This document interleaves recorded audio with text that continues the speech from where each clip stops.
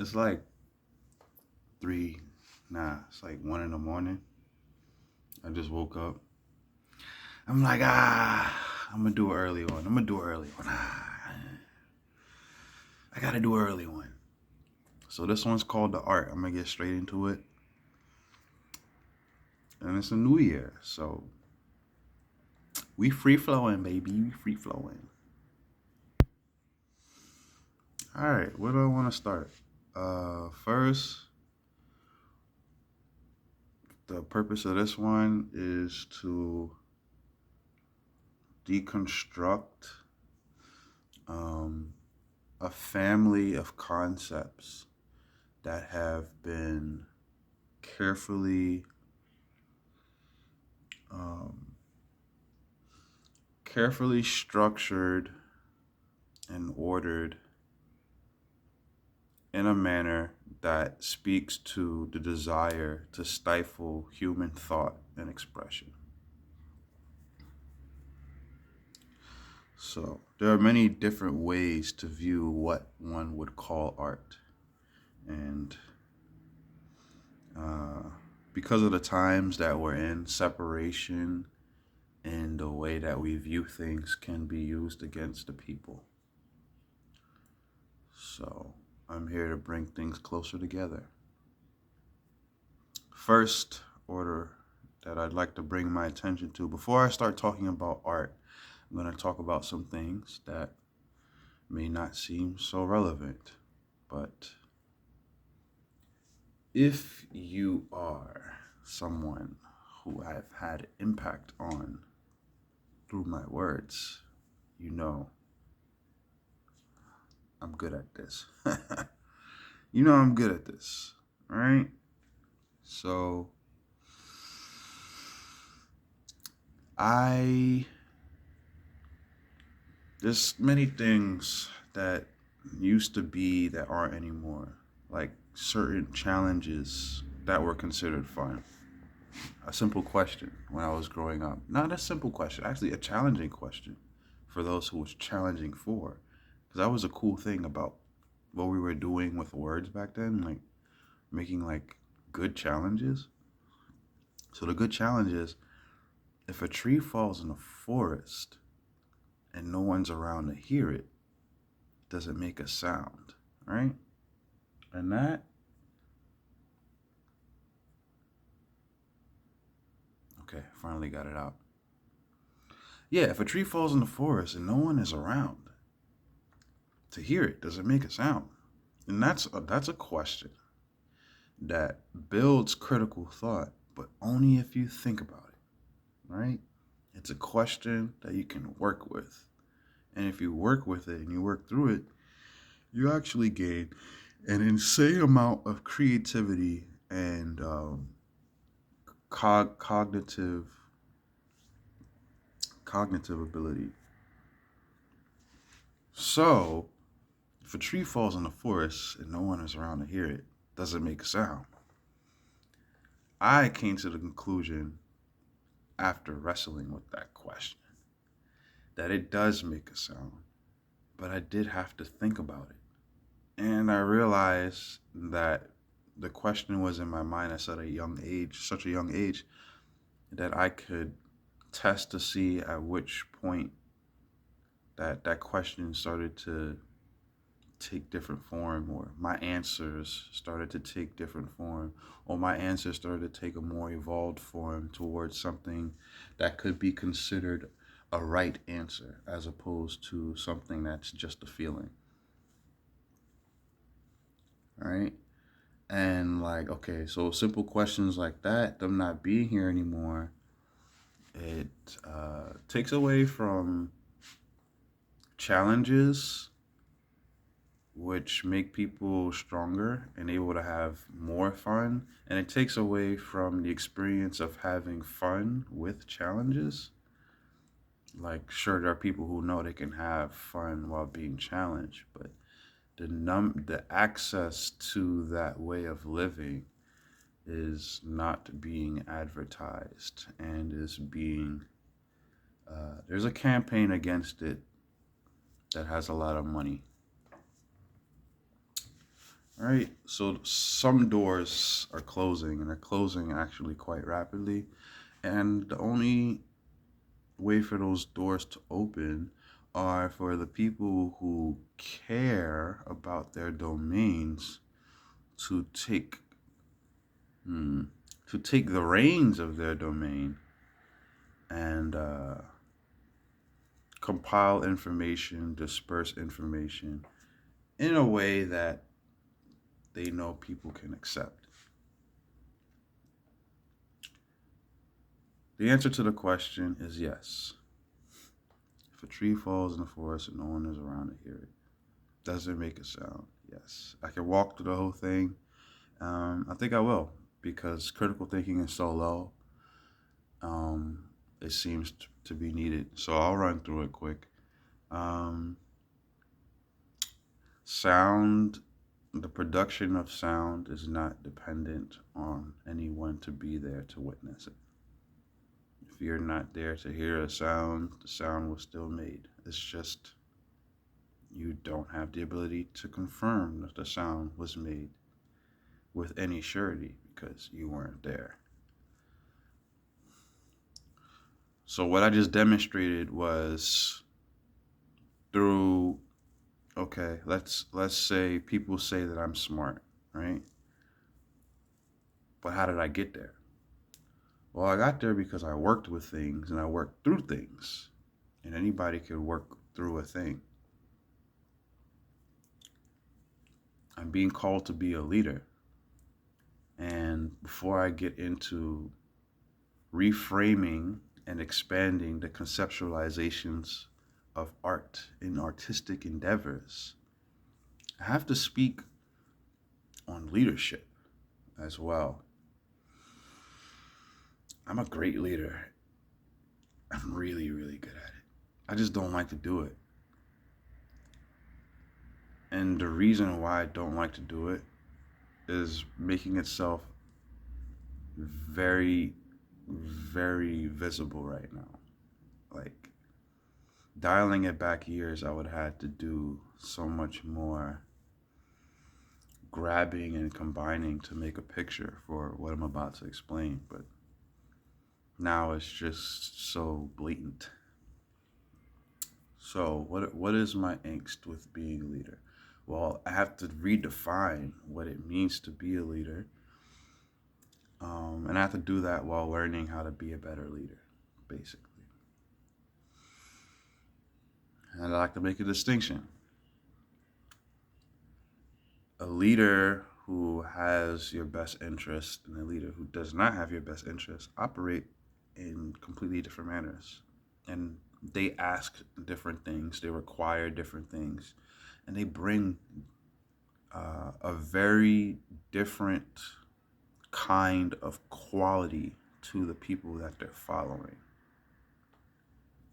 There's a qualitative difference between a leader who does not have the interests of the people and a leader who does. And there's so many factors to this that would make this difficult to tackle. But I'm here. One factor in leadership is how followers view leadership or the ones that they should yield to. Um, Followers and leaders have a synergistic relationship. They are almost magnetized together to complete tasks sometimes before the task fully makes itself known to the leader and the follower. Followers like to have their, a lot of followers like to have their transcripts, their rubrics, their scripts, right? Everything laid out. And that was definitely me when I was younger, or I tried to be a follower.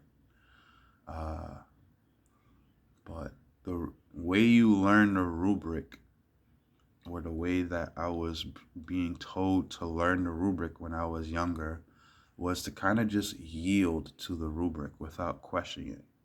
And that didn't make any sense to me because I have a natural inclination towards optimizing systems. So if a system is being presented to me and it's not fully detailed, and I can't question, let's say, section 1.8 of the rubric and be like, 1A of the rubric, and be like, hey, why does section 1A state red does this, or red has these limitations, when I clearly know that red, the color, can mix with blue and make purple, and red can mix with green and make another color, whatever color it makes. I just know that there are possibilities, but I can clearly see in 1A that you are framing the color red in a way that limits its real possibilities. Like, I just have questions as to, yeah, that I know red, the color, basically, or to the extent in this metaphor or this example that I'm breaking down is, I know the color red well enough to know that what you're saying it can't do, or the things that it can't operate in, is just not accurate. And it makes me question your position, which is a valid response to anyone who has intelligence, which is why critical thinking has been so attacked.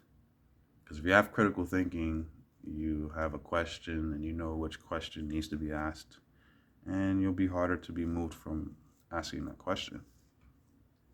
I know what I want to ask, so I have a particular style of leadership that people might not like, and that's okay. I only want my particular kind of followers, right? The people who have the capacity to sit down and listen. But a lot of followers consider leaders people that they could sit by and get up under, people who bring them real world information. They tie it to facts, they tie it to events, they bring up receipts. Receipts are very important. I will never say that receipts are not an important thing. And the most traditional styles of leadership aim towards completing the most traditional and common, the most relevant of problems that need to be addressed. It is important to have a leader who understands the impact that confirmation has as it comes to people who are trying to get a grasp on things. If I could bring up an article, if I could bring up a photograph or a short little snippet of an interaction or a document, a law, provision, anything like that, then that greatly helps people who are caught up in a myriad of things that they need to sort out. They need something that's verifiably anchored in truth so that they can look at all the other things that are around them that are not necessarily stamped with the approval of truth, and they could uh, readjust and reorder their relationship with all those other bits of information based on the very verifiable truth that they have. Which means it is like, if you have a whole bunch of things that you kind of believe in, then you really don't have anything. But once you have a whole bunch of nothing that you don't really believe in, and you manage to get that one gold nugget, that one truthful thing, that one thing that's actually a meta truth, then you go from the realm of having nothing, and you have actually what you need, which is uh, the merged, the solution, right? Because the solution, the word itself, is like, okay, a problem and it being resolved. Also, a solution, as far as verbiage is concerned, could be a mixture of things. And I think about that as I'm saying these words, because a solution is a mixture of things. The solution to what we're trying to solve when we're trying to gain clarity on a thing is the fact that there are a bunch of bits of information, and without rooted truths, you're not going to know how to sort through it, which means there's two pillars that need to be addressed. And if you don't address those two pillars to extract the essence that comes from those two pillars to combine them together, then you don't have a solution. So now I'm talking science talk, but I'm mixing it with metaphysical elements, if you can really get what I'm dropping down. If you're really following me right now. So science, they work in the lab, they have beakers, right? And beakers and vials, and they have certain mixtures, right? And they have, yeah, the essence of a particular thing, and even the essence that would equate to something that could be used in a solution could be a solution itself. Like you can use a solution in a solution, right? And that's where that has a lot to do with art. You can use a solution in a solution. One thing that is a mixture of many things, but that thing that you mix together is guaranteed to produce another result. But you use that mixture and mix it with something else to have it serve a completely other function. The kind of leader I want to be is a leader where people learn how to lead while following me.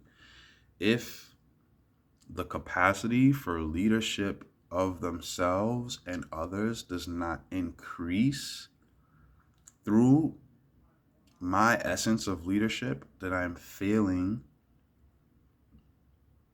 at my brand of leadership. I've watched many different styles of leadership. I've gained data just from the role of a leader, the expectations of a phone ran out of space. Anyway, the role of a leader, the expectations of a leader, and the basically the level of mastery that the followers have had. I pay attention to the level of mastery followers attain from following certain leaders. And that's my mark, right? If I'm leading you, I'm gonna, okay, survival. That's that's base. We gotta breathe to have hope. We gotta have food and water and shelter secure to have hope for other things. Because we don't have our necessities, we're not gonna be here to hope and dream and think about doing other things. Also, if a leader brings you to the point to where you can have food, shelter, and water to think about doing other things, you shouldn't never forget that the basis of your survival still guides your decisions. Or at least it still should have some influence on the way that you go about prioritizing. Priorities should be related to needs. This is the most interesting time to be a human being because right now there's a sale being made. There's a package, let's say, and the package has particular thoughts that are very alluring, and it's been sold to many people, and it's gotten them to believe that they could acquire things in the long run, in the long term, in any capacity, while adhering to a system that encourages them to prioritize their actions based on things that have nothing to do with food, shelter, and water, and understanding that other people need those things. And maybe even further, your understanding of how people not having those things impacts them in the greater future. That would be something called compassion, foresight, intuition. What's the word being thrown around all this day? It's not compassion. Oh, it's not empathy. Yeah, empathy. Empathy and compassion, they're synonymous, but they definitely are two different words.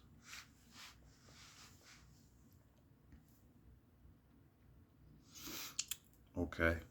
So if I used to watch an anime, I don't know if you guys watch it.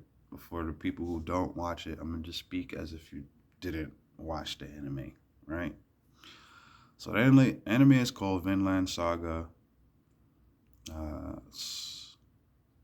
Warrior grew up in Wales. It's a different time period. There's a lot going on in this anime. I'm not really trying to go into having an anime conversation, but there is a character, Askeladd, and Askeladd is a leader in this anime. Men need to be led. Basically, these are pillaging men. So these are the men that fall in line with anything that you've seen in any sort of display where people are wired away to where they set fire to towns and they take women and children and they take gold. Yeah. It's like a pirate, but definitely not limited to the realms of water. You know? So Askeladd was sort of a leader for people who had the capacity to do those things. Muscly guys.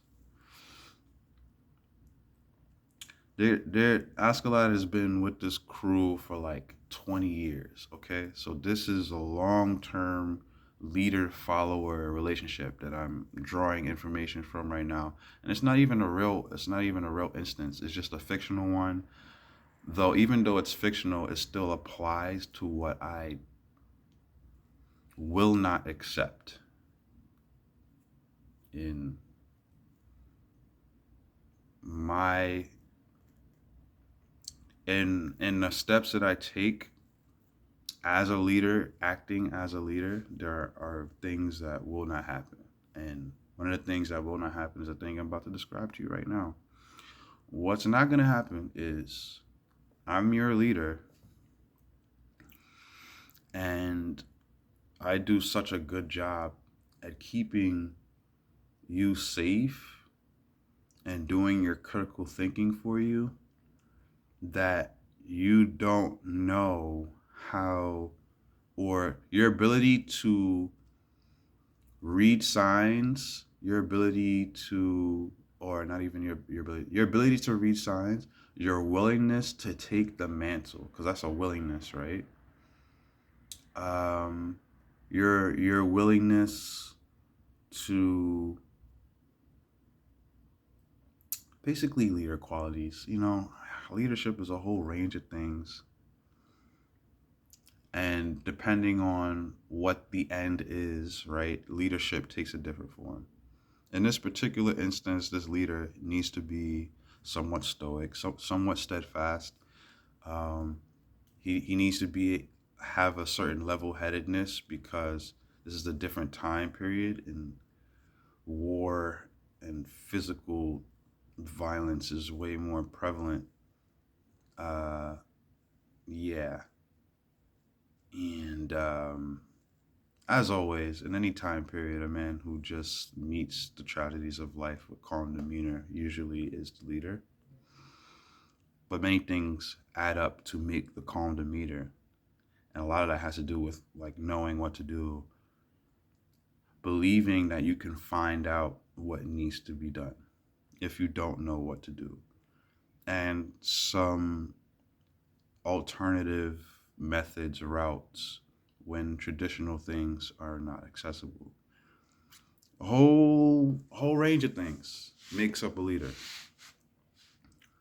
And leaders could be made, but people have to be educated to have the chance to even consider becoming a leader, because without a particular combination of aspects, capacities, and willingnesses, right? Because you can have the capacity to do something, but you can have like a severe lack of will to take the stance to make confident action. And confident action also requires the utmost confident actions requires you to, in any event of any fallout, meet that fallout with the same steadfast stoic nature and come up with visibly good alternative solutions, fix for whatever mistakes you make, because no leader is perfect. Leaders make mistakes, right? But leaders handle their mistakes in a way that proves over time why they are leaders.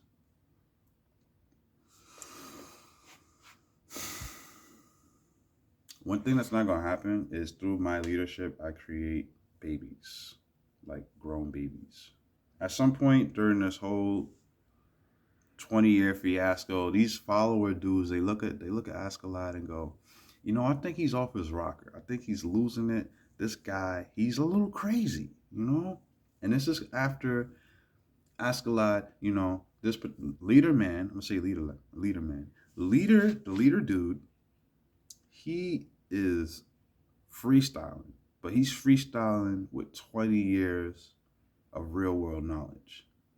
He's freestyling with actually more than 20 years, because that was the 20 years that he's been with the group, but he had a life before the group. He's an established warrior leader type dude. So I'm not even going to limit it to 20 years.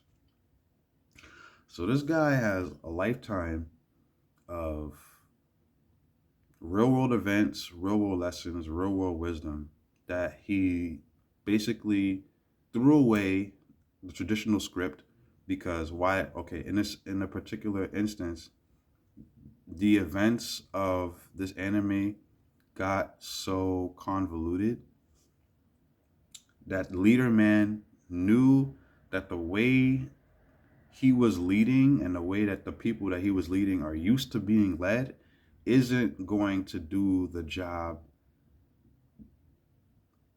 that he's ultimately tasked with, which is providing for the men, right?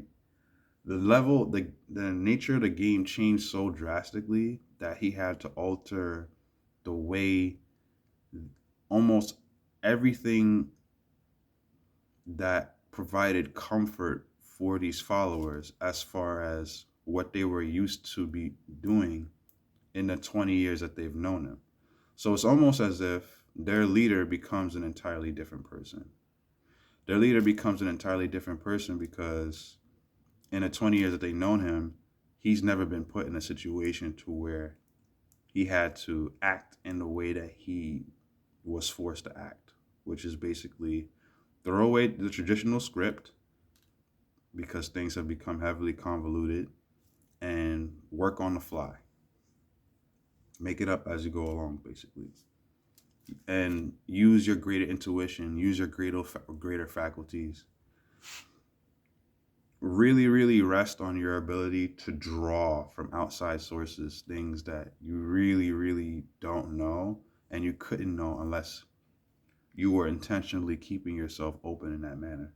Because there's so much data missing, there's so many factors that need to be addressed that you can't address because there's so much data missing and so much convolution, that it is wiser for you in this instance, speaking from leader man's perspective, it is wiser for you to drop everything that you've been doing, the whole structure that you set up for your dedicated followers, because they're supposed to be dedicated followers. It's 20 years, but after he made this decision to start acting on the fly, he started getting some doubts from the people who was rocking with him for 20 years.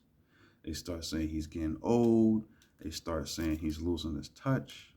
They start saying he's going off his rocker. And none of that should be things that happens in a leader group dynamic of 20 years. That's just my personal, that's how I feel about the matter. Like, there has to come a point at some time in those 20 years where followers gain some sense of things that are divine. They gain some sense of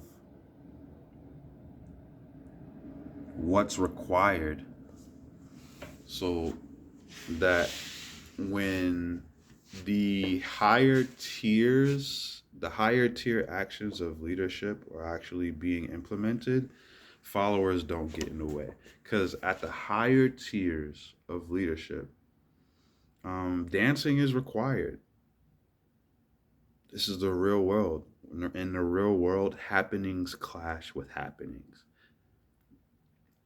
Life is a happening of happenings. There's always things happening, and the fact that there is always things happening is in itself a happening. So it's compiled. It's a happening of happenings, and we get mad because we can't control,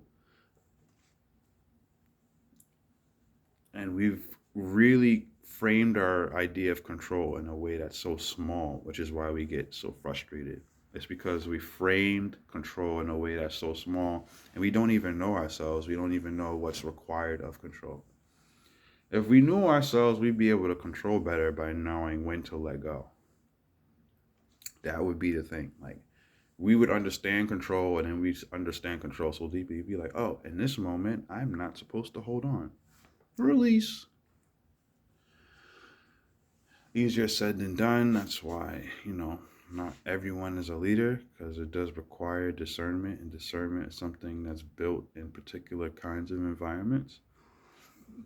No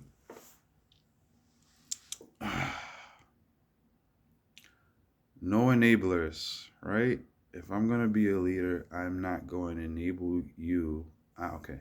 As a leader who has the best interest of my people overall in the long run, anyone who's going to follow me, my bottom line is that throughout our interactions, you will get closer to operating in a higher capacity.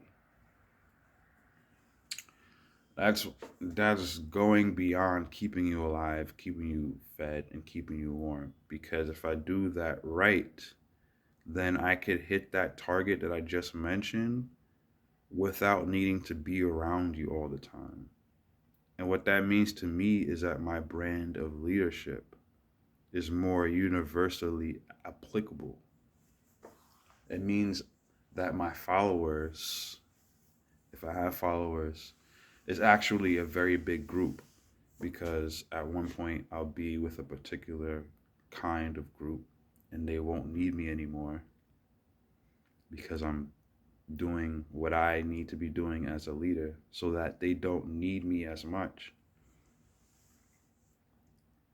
And for me to be a leader and bring someone to a point to where they don't need me as much is indicative of me being a leader that has the interest of the person that I'm leading in the utmost capacity, because I'm not making you dependent on my life, which is subject to abrupt change, just like anyone else's life is.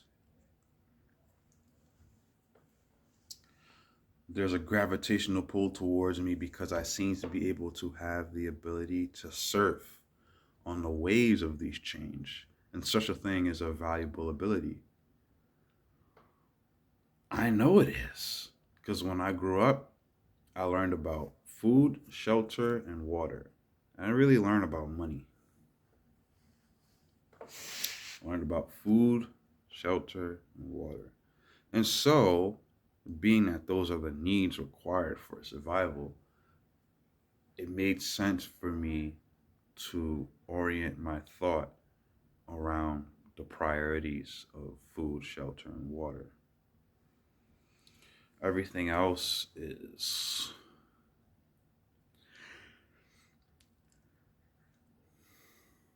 well, if you prioritize it over those three things, you can. Definitely could do that. It's just not a good long term strategy. And I'm a long term leader. Like I do long term things. Like you know what I'm saying? I'm a long term dude. Long term. I like this angle. I look established. Long term. What are you going to do in the long term? Hmm? Uh-huh. Hmm.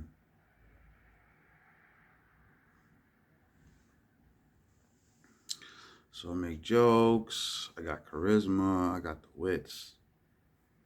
I use all that to make a point. I didn't even get into talking about art yet because I need to talk about these things.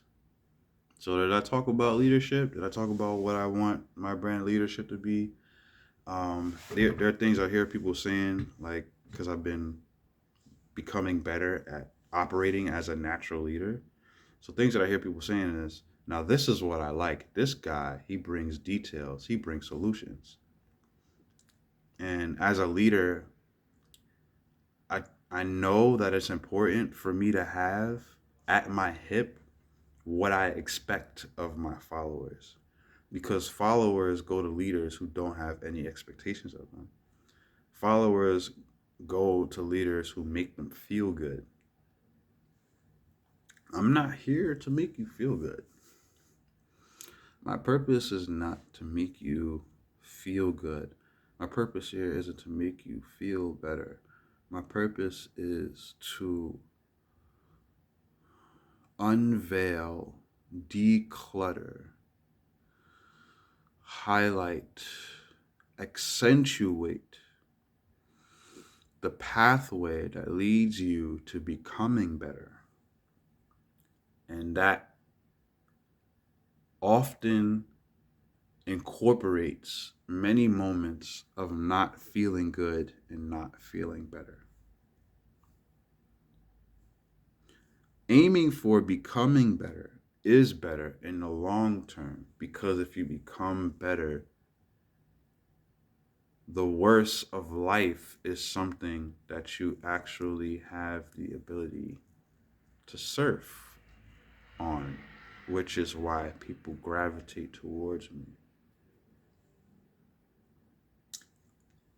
Before I get into art, I need to bring up two more things for leadership, but I want to complete my first point of leadership. And yeah, I want to do that rather quickly. So in this anime, it described there was a particular instance in when this man fell out with his followers of 20 years because they thought he was going senile and he was doing things too on the fly, and nothing made sense to them. But this man has accurate senses, and he knows when a web is being weaved by um, additional parties, which makes things more complicated because the environment, which used to be affected by particular factors, is now being impregnated with other factors from other parties, which quite literally changes the way that you need to engage in the environment to survive. If you're a leader, if you're have any inclination towards strategy, you understand these things. You understand that uh, the ability to anticipate what your opponent would do or what your opponent could do or the most beneficial options that your opponent could take, it does give you an edge as far as survivability in the game is concerned. Or even if you're trying to take someone out of the game, whether you're trying to keep yourself in the game or take someone out of the game, right? And this, for the human element, I like to, yeah, root ourselves and keeping ourselves in the game, not really using our energy towards taking people out of it. We can do better than that. But yeah, 20 years he fell out. They just didn't trust him anymore. Am I brave enough leadership? if you follow me for 20 years, you will be an appointed, validated authority. If you don't have a rank, if you don't have a title of an authority, as far as the physical realm is concerned, you will have the energies of authority. If you don't have the energies of authority, nah, you're gonna have it. And I guess the energies of authority isn't really saying anything. Like, what do I mean when I say the energies of authority? I might have to retract that.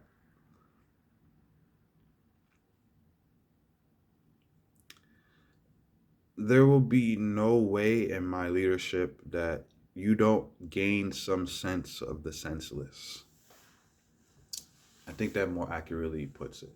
Because an amazing leader has the wits and the ability to withdraw from the wits while still operating within the realm of intelligence. And what I just said is basically the greatest leaders have a sense of the senseless and how to operate when um, when freestyling is required. When building from the ground up is something that's actually needed, and that comes into play a lot in life. Things need to be built from the ground up. So,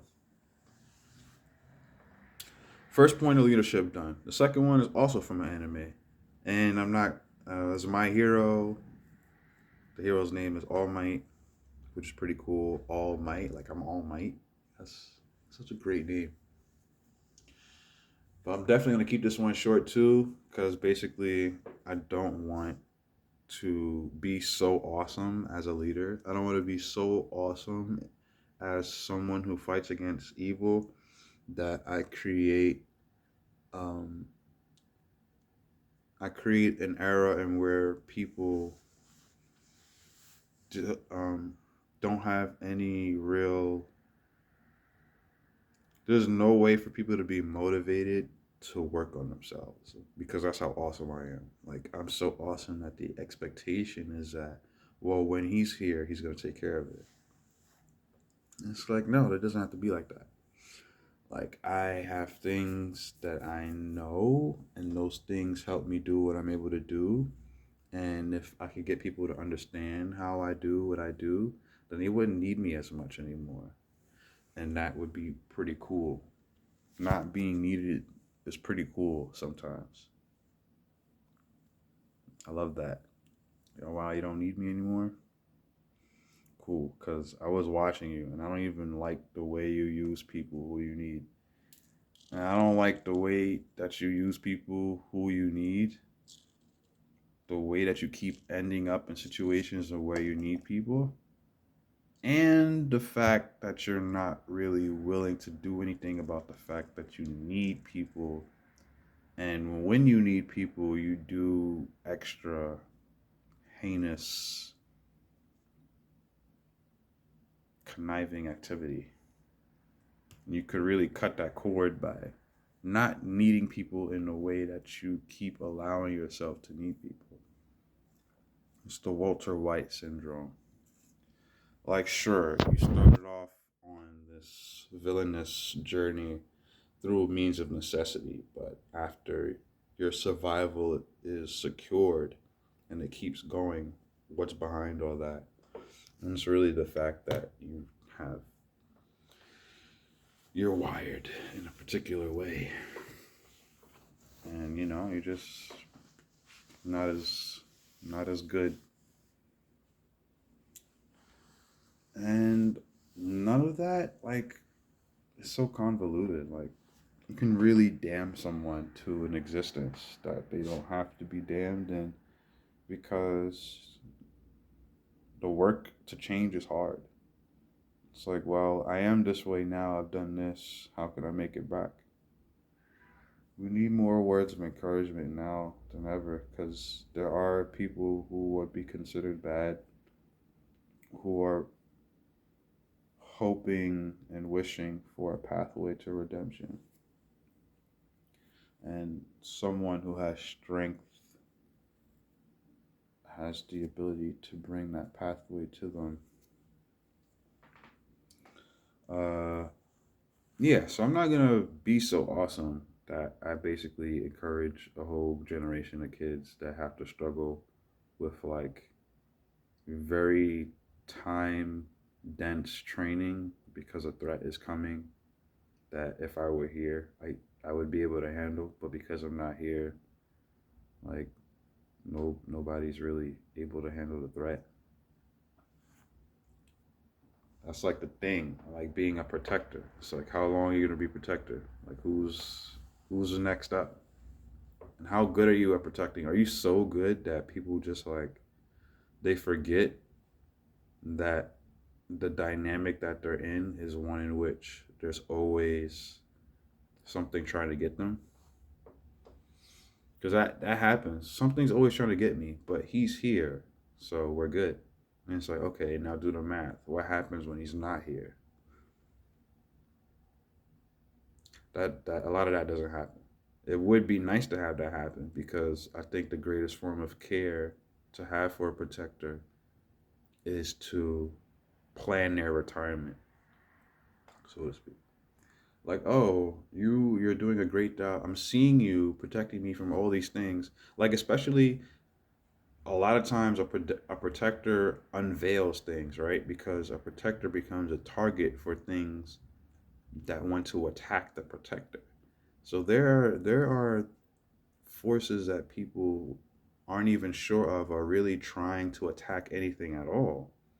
And just by being a protector, a genuine protector, you get to unveil that indeed the thing that you were protecting is being attacked. And that in itself is a very powerful thing. It only requires you to stand up for something. It's the only requirement. All right, so put him get a retirement plan. Start building something, or asking the hero to help build something so that he can be retired. And that when he's gone, you guys aren't like trying to scramble to handle a threat that you always knew was trying to get you. Like this threat is always trying to get us. So just trying to make sense. Just trying to make sense of it. Oh, just trying to make sense of it, man. Make it make sense. Make it make sense. Make it make sense. We got 30 minutes plus whatever got cut off from the first video. Probably like what, almost an hour, whatever. All right, leadership done. What else did I wanted to talk about before the art? Oh yeah, AI. AI. AI wants to be like me. Yay. How great is that? Wow. I'll tell you what AI stands for. AI stands for artificial intelligence. The word artificial refers to things that are not authentic. I didn't actually go to the definition, the textbook definition of what artificial means. But I'll use my own definitions. Artificial. Yeah, it's cheap works. Artificial. A wannabe. I think the greatest thing for anything artificial is a wannabe. Or like, oh, you wanna be that, but you're not that, right? Artificial, fake, phony. Um, Definitely not cream of the crop. It's more like poop of the crop. All right, like, bro, artificial intelligence, and here I am, and a whole bunch of other intelligent people who just like to mind their business because the world has made it very clear that intelligent people make things difficult in a lot of instances. Just trying to chill. Smart people just be trying to chill. Stay out the way. I'll move. You go over there. You do your thing. But I'm seeing a whole lot of Uncle Ben dynamics playing out right now.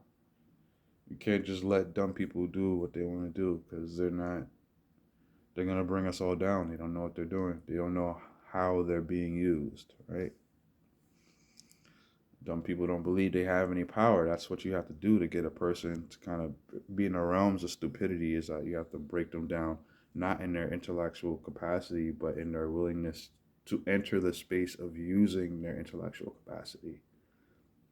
Everyone has genius, everyone has art, and I'm going to get into all of that. And it's known that if you could beat and rape a person and pillage them and traumatize them just enough, that you'll rob them of their ability to enter the space in which they can use autonomously the intelligence that's already God-given and innate within them.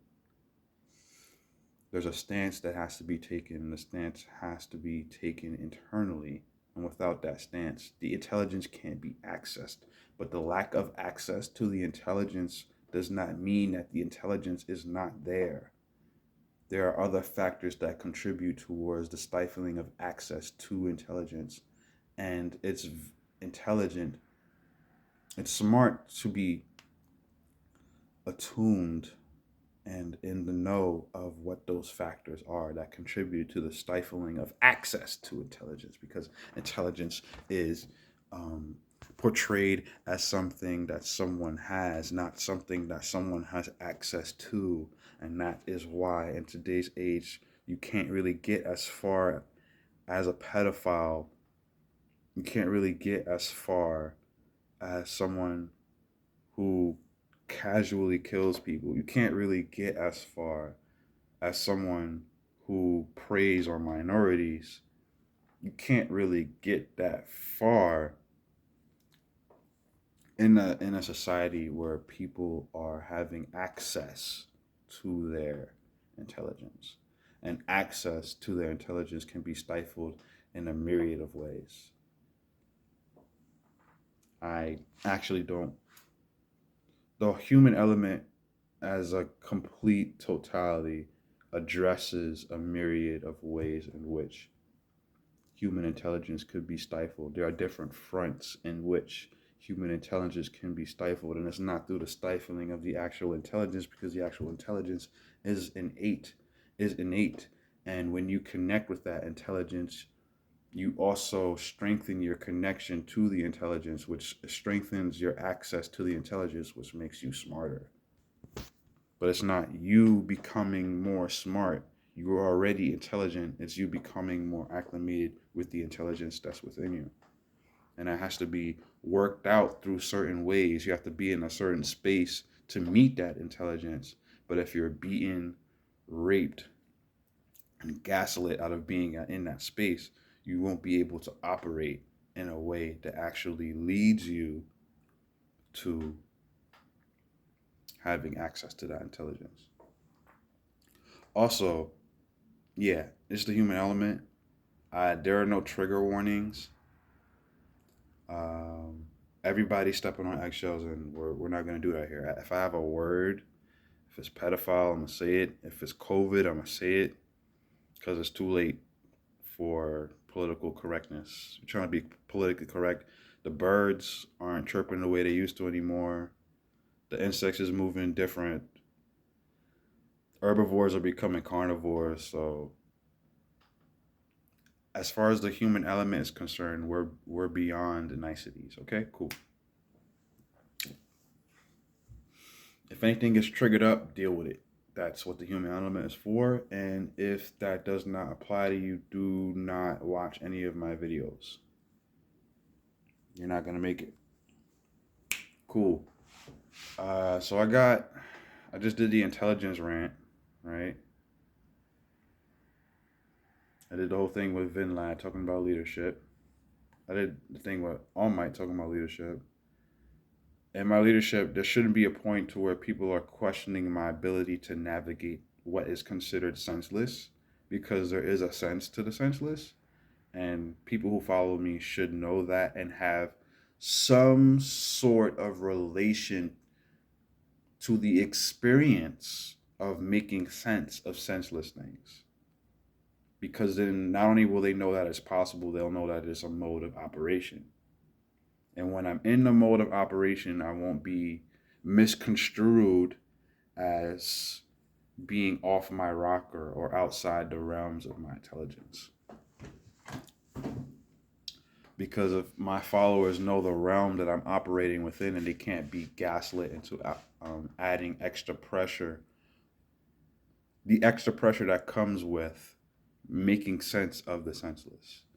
It's not an easy thing to do. It takes time. And people want quick results. And I'm not that kind of leader. I'm not honestly, if you want visible yield, you want things to get me on board immediately, like yo, show me what you can what you got for me right now and I'll come on board. I don't got nothing for that. Go find somebody else.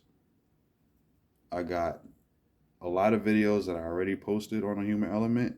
If none of those apply to you, if none of those have any impact on you whatsoever, and I'm like, dang, that's something.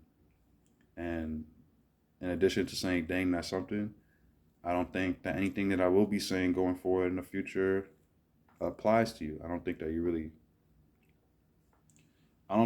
you really think that I'm gonna change what I'm gonna change. And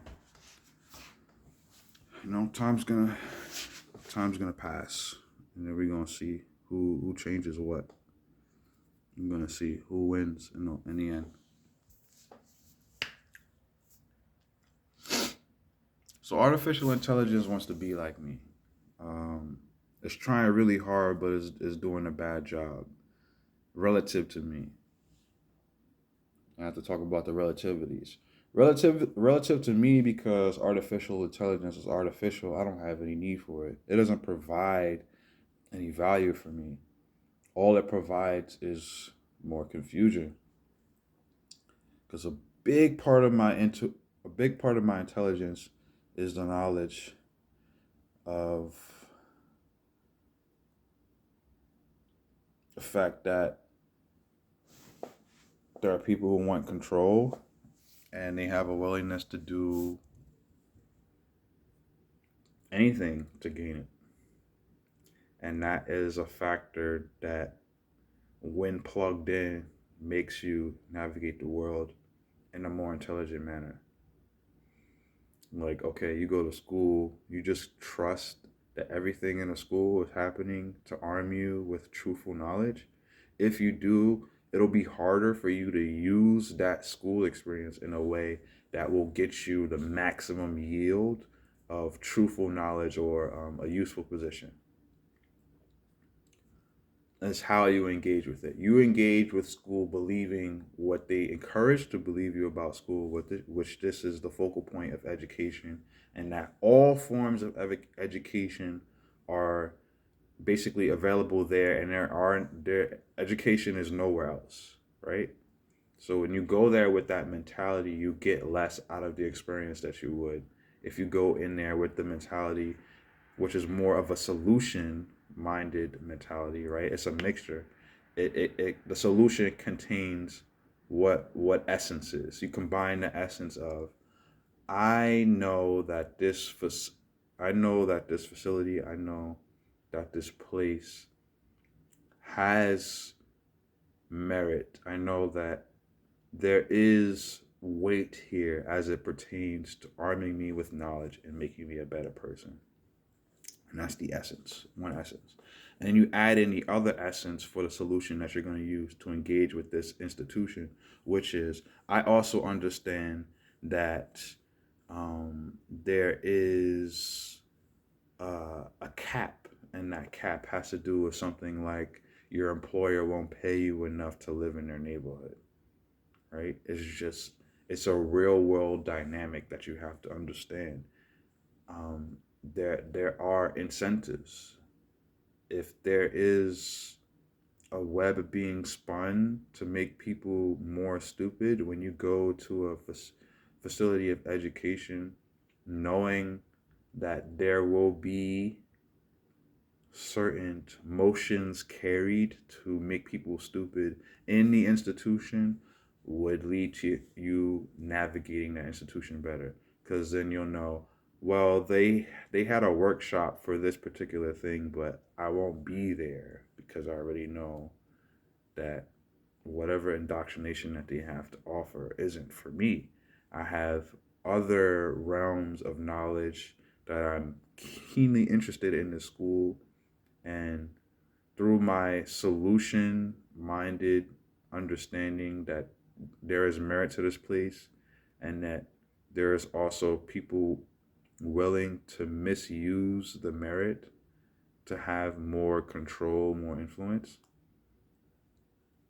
Yeah. And that's for school, right? And that's one facility. I'm talking about a school, a place of education. And the same thing applies to the hospital. You go to a hospital.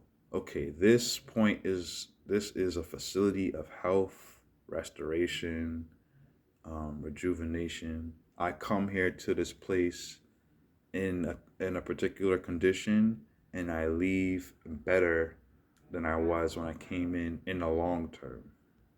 And all of these are assumptions made, and those assumptions are made from very genuine portrayals made by the system to get you to believe that it is an overarching place of rejuvenation and restoration in all instances for all people.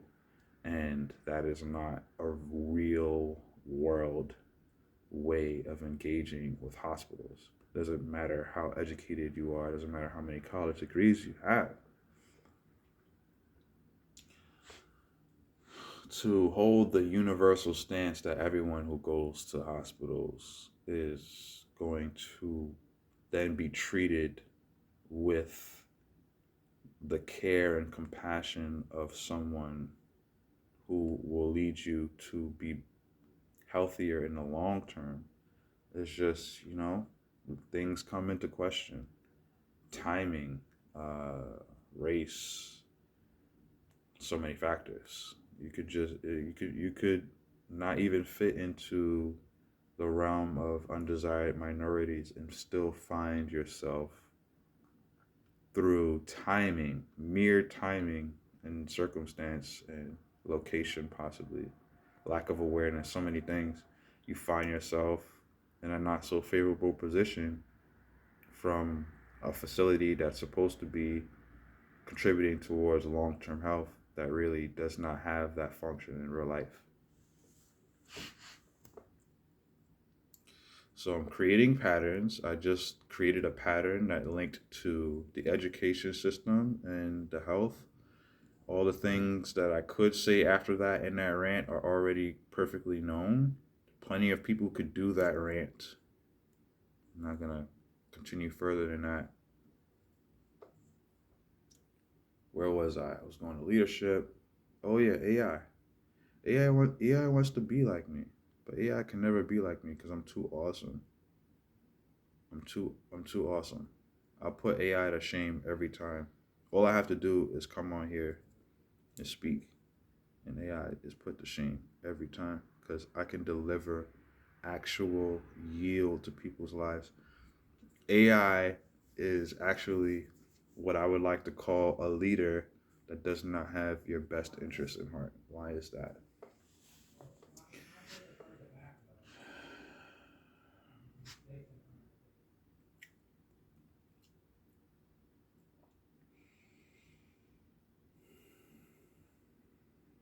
Because AI lacks sentience.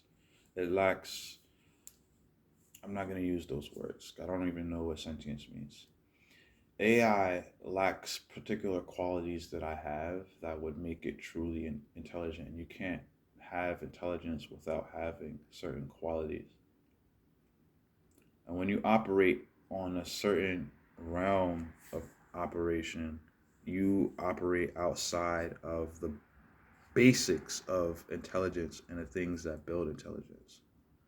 I could say this: if you're in a space and that space has no capacity to contribute towards in, um, Your space has no capacity to contribute towards universal increase of knowledge. And by universal increase of knowledge, I mean no matter where you are, no matter where you came from, you have, no matter who you are, where you come from, there is information out there that if you get your hands on it, it will enable you to become better at getting different kinds of information and using that to get different kinds of information to make connections. It's a compounding thing. And people who are intelligent get recognized as intelligent after working with the progress of gaining all these patterns. So there does come a breaking point after doing all these studyings and doing all these studies that, oh, things start to click, making connections. Now, I'm not really worried about artificial intelligence because artificial is always going to be artificial. My aim is to become a representative of true intelligence, or not even my aim. Um,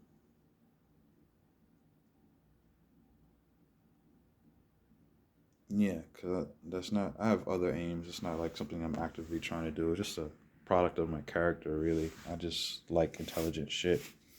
Ooh, I cursed. I just like intelligent things. Makes me feel better.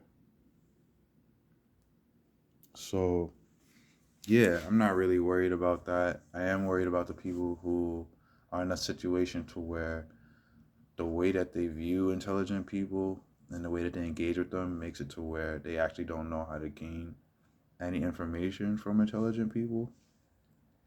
And what that leads is definite, like it's almost as if intelligent people aren't known or non-existent. Like it's not possible for you to be an intelligent person to some people. Like intelligence doesn't exist,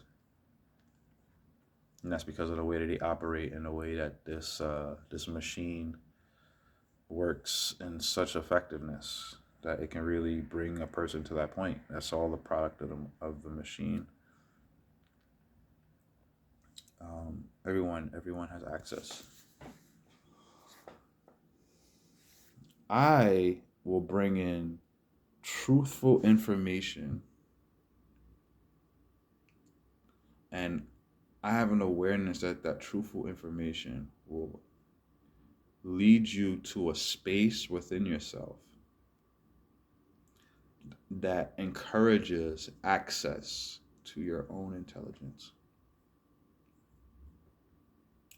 Because I'm truly intelligent and I truly have your best interest at heart, I know in my heart of hearts, based on who I'm trying to talk to, how to structure my information so that there is the highest chance possible that they are encouraged to access the intelligence within themselves. And through accessing the intelligence within themselves, they realize two things. They realize how smart I am, and they realize how smart they are. Oh, and there's a third thing. They realize what it means to be smart.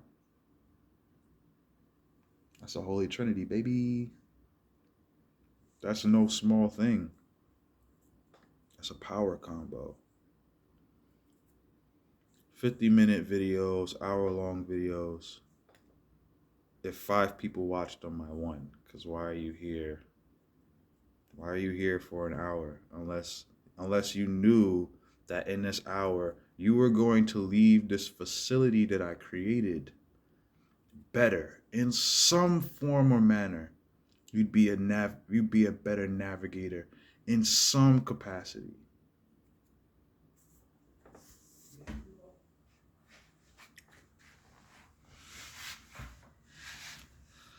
My intelligence comes with heart. which means it's a stacked intelligence, because logical intelligence, which is more calculative, and is way more susceptible to being oriented towards control, which is a limiting thing as it pertains to the higher realms of thought. AI will make you feel better. It'll also destroy you. It'll kill your mind. Because making you feel better and stabilizing yourself, making you feel better and grounding yourself, making you feel better and becoming conditioned to handle the ways of life, they're not always connected. A lot of times they're opposed. I'm not going to say every time. I'm just going to say a lot of times they're opposed. I got to stand up for this one.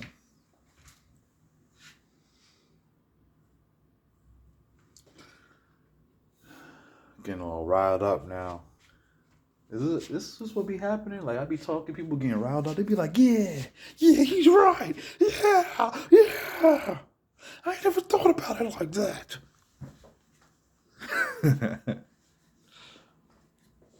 It's all patterns, baby. See, but if you don't care about things that affect people, you lose sight of the patterns that matter most.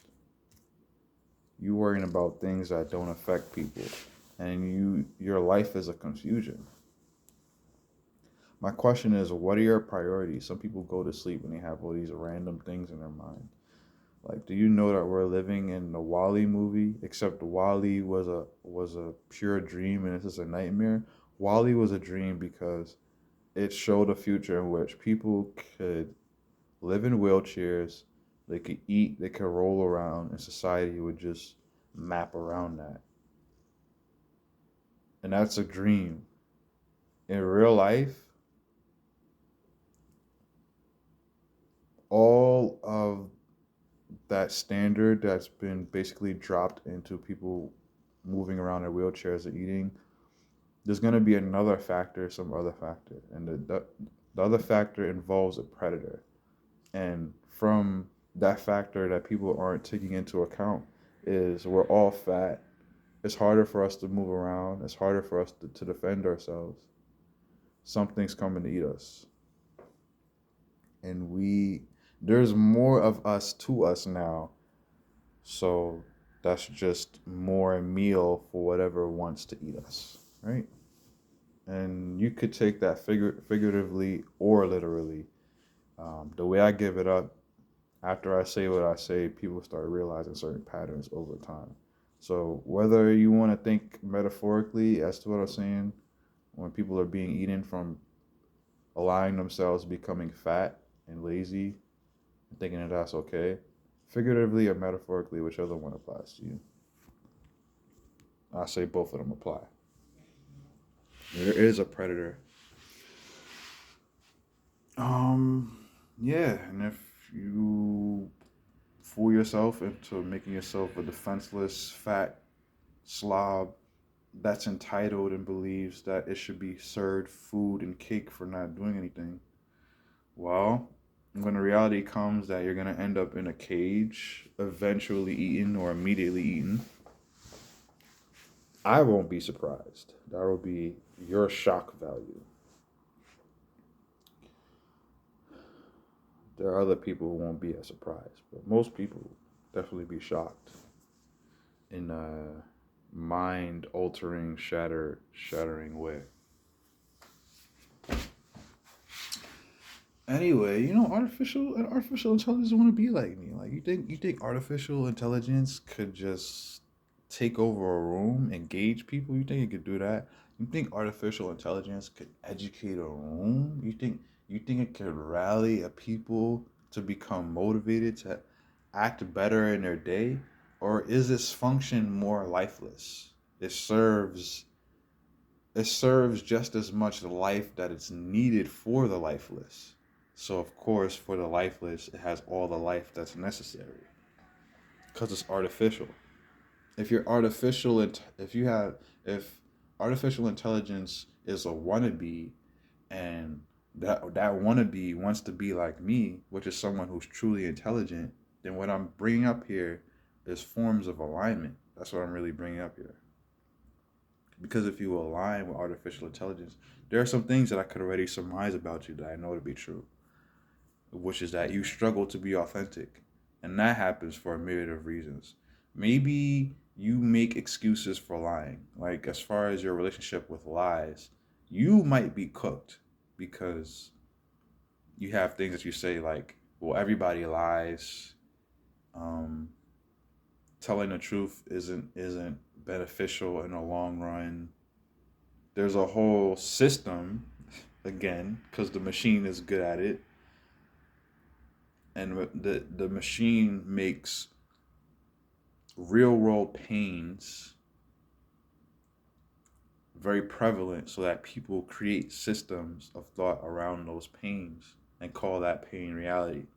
And that pain is only a slither of reality. The essence of pain is a slither of reality, but there are other essences that need to be distilled so that you can make a proper solution for living life. Pain is a very important pillar that needs to be distilled of its essence.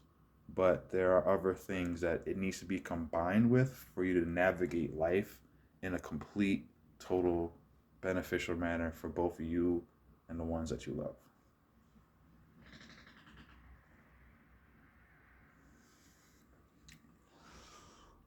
Artificial wannabe people who align with artificial, they wannabes. They're wannabes. They have things that they want to be like. And AI, if you think about what I'm saying, it has a vast appeal to wannabes, people who want to be something, but they never got to be something. And they never got to be something because part part of the game, part of the game is to keep people blocked out by telling them to become something that is other than the thing that they should be encouraged to become to accomplish the dream that they're expressing wants to be realized. Me, I'll give you very potent, very valuable information that you're not going to get from anywhere else and deliver it in a way that no one else will ever bring it to you in. And the reason why I'm able to do that is because I value things that intelligence rests upon. Because I value things that intelligence rests upon, my engagement with those values makes me have a stronger access to intelligence. I'm not even going to say my intelligence. I don't own intelligence. Intelligence is not something that I own. It's not a part of my character. It's not it's not a function of my charisma. It's something that I have access to that informs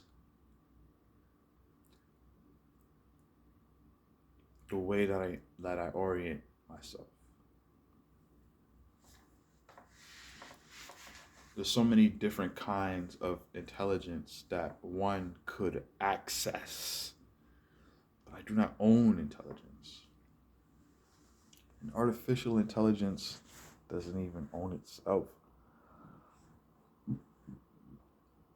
What happens when someone who doesn't understand what I just said goes to AI? They go to AI and basically kneel to AI, asking it questions as if it were a god. And then AI does, it satiates what a narrow minded follower believes a genuine leader should be. And followers like people that's easy to lead because the whole reason why people are followers in the first place is because they don't like to do hard things. So you're a follower, you don't like to do hard things, and you're being set up to go to this false god which is an artificial form of intelligence, to make you feel better, and you're using those feelings of feeling better through information that you have no way of vetting to know if it's true or not.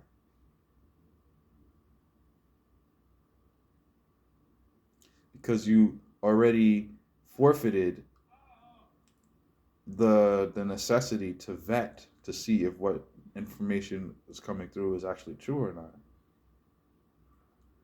Now, because that position of AI, your God, is so substantiated and a valid leader, something that makes you feel better, that telling you smart things instantaneously by just inserting confirming information with no contrast,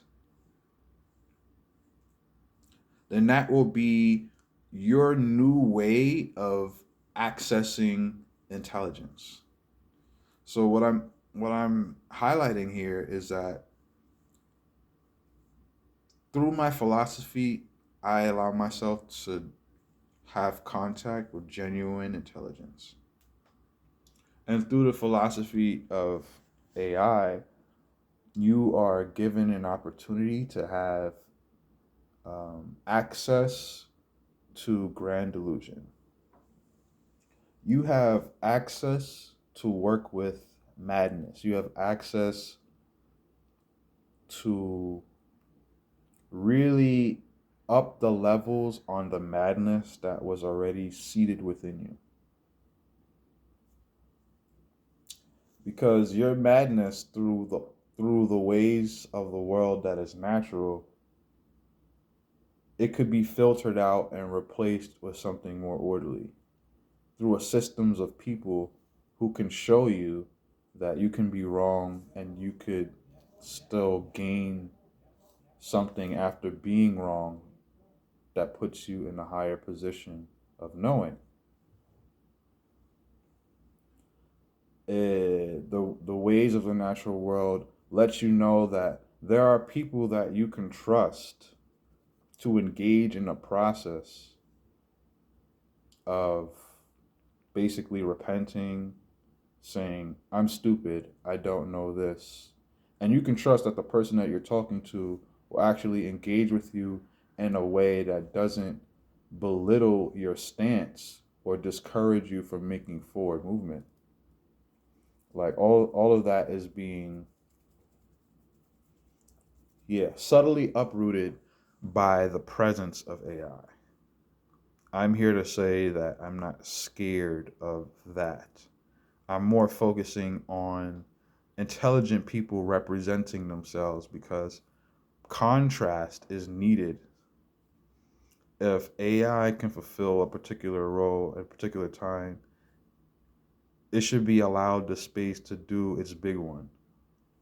For all my intelligent people, I don't think we should really be speaking out against AI as much as we should be really, really uh, going all out on displaying what real intelligence is, the things that it could create, the ailments that it could alleviate.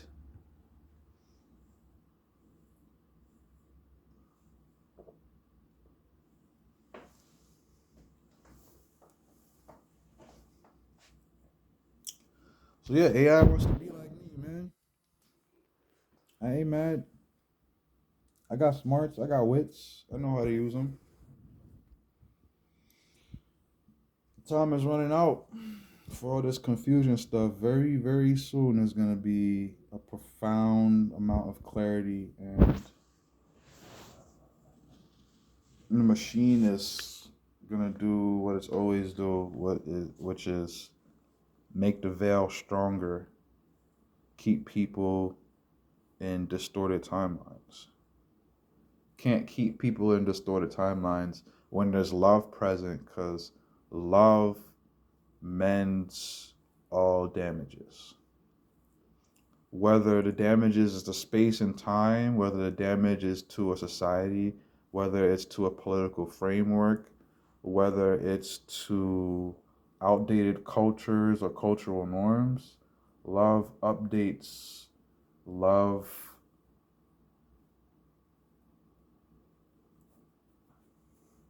defends, love creates the space that nurtures the evolution of healthy things, healthy operations. So then we have to use our intelligence to really map out what love entails and how love actually works in action. Because right now we're talking about action. We have to talk about love in action. And as a leader, before I go into the art, I'll say this. This is a general message to all followers. Followers like to ask, well, what are we supposed to do? I think followers genuinely believe that the solution to all this is for one person to come and say, this one action, if everyone does it, will solve this problem. Everyone go do it. And then the followers also believe that there's a chance that all people who need to listen to that person will listen to that person, and all people who need to listen to that person will listen to that person in the time that they need to listen to that person, fulfill the actions in a timely manner relative to the instructions of the person. That's a lot. That's a lot. And I'm talking about real world. I'm just saying real world. As far as the way followers imagine the revolution to go is not the way that it's going to go at all. The revolution 100% happens within. The revolution, it starts as people realizing that there's a way to make sense of senseless things, and people start doing individual work with handling the senselessness in their lives. They're meeting the reality of the senselessness, because that's one of the first things you have to do. And then after truly meeting that reality, do you gain the ability to be in the space to access the intelligence to deal with the reality.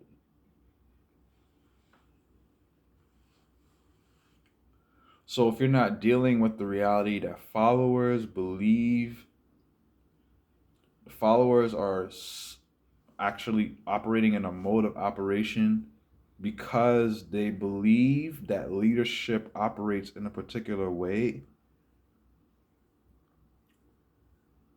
Oh, I'm getting excited. I'm getting a little hype. Because I understand what I'm saying. Like, I understand what I'm saying. I'm getting a little hype. I think the revolution is going to happen.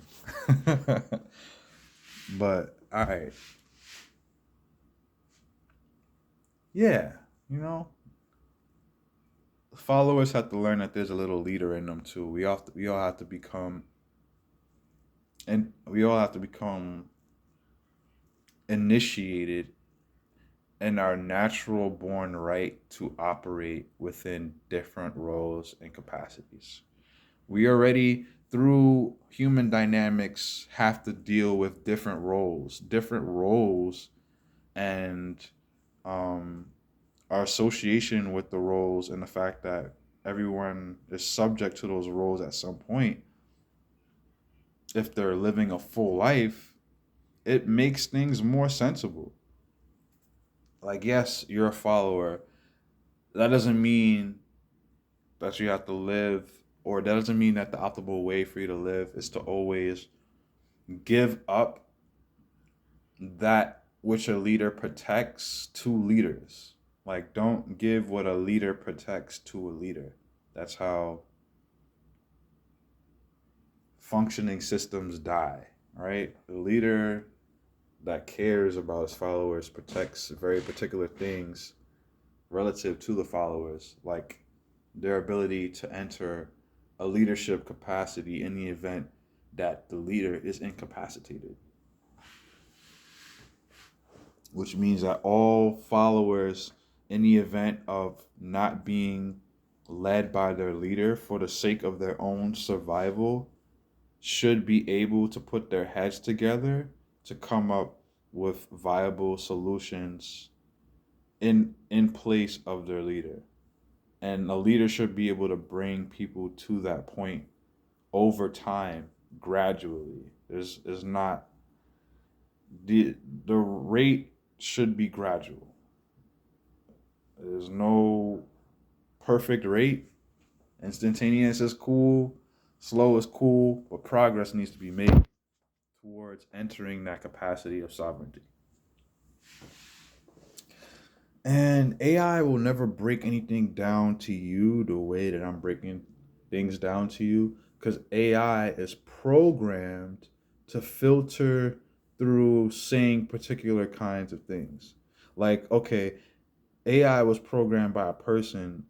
What let's say AI is a very broad system, but it's made with filters that are created by people or a set of people.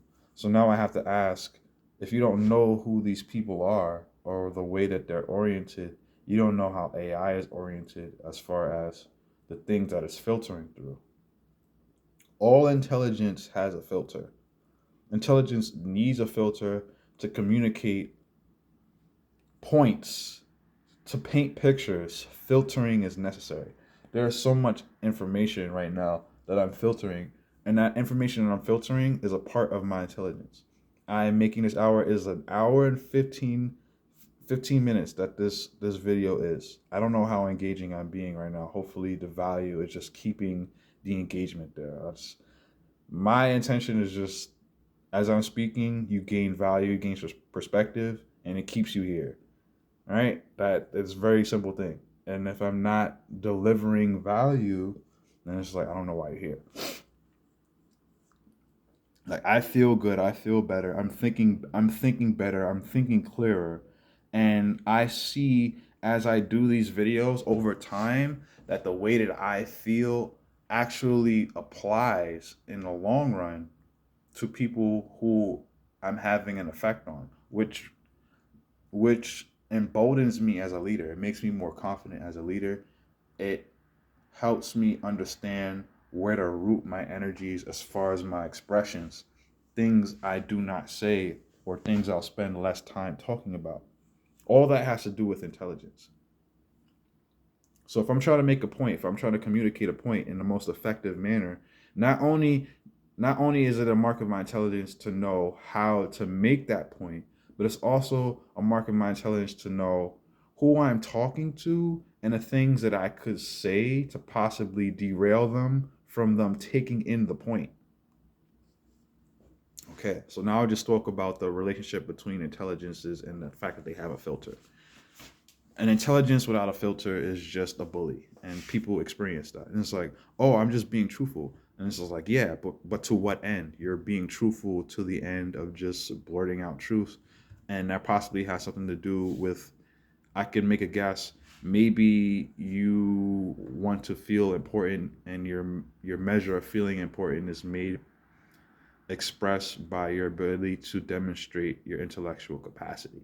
So it's way more selfish than actually just like you're telling the truth and it's under the guise of doing what I'm actually doing, which is uplifting people and increasing their perspective. But because of the way that you're using your intelligence, you have an ulterior motive that takes away from the impact that I genuinely have because I'm not operating with the tenets of your insecurity or your desire to be perceived in a particular manner. So if you have if you add insecurities and a desire to be perceived in a particular manner, those are just two factors. There's other ones. You vastly decrease your ability to have impact with your intellect, and that's because of your insecurities and your ulterior motives, it's actually learned that you don't desire to have impact. I desire to have impact. So I'm genuinely free of being perceived in a particular manner. I don't have a desire to be perceived in a particular manner.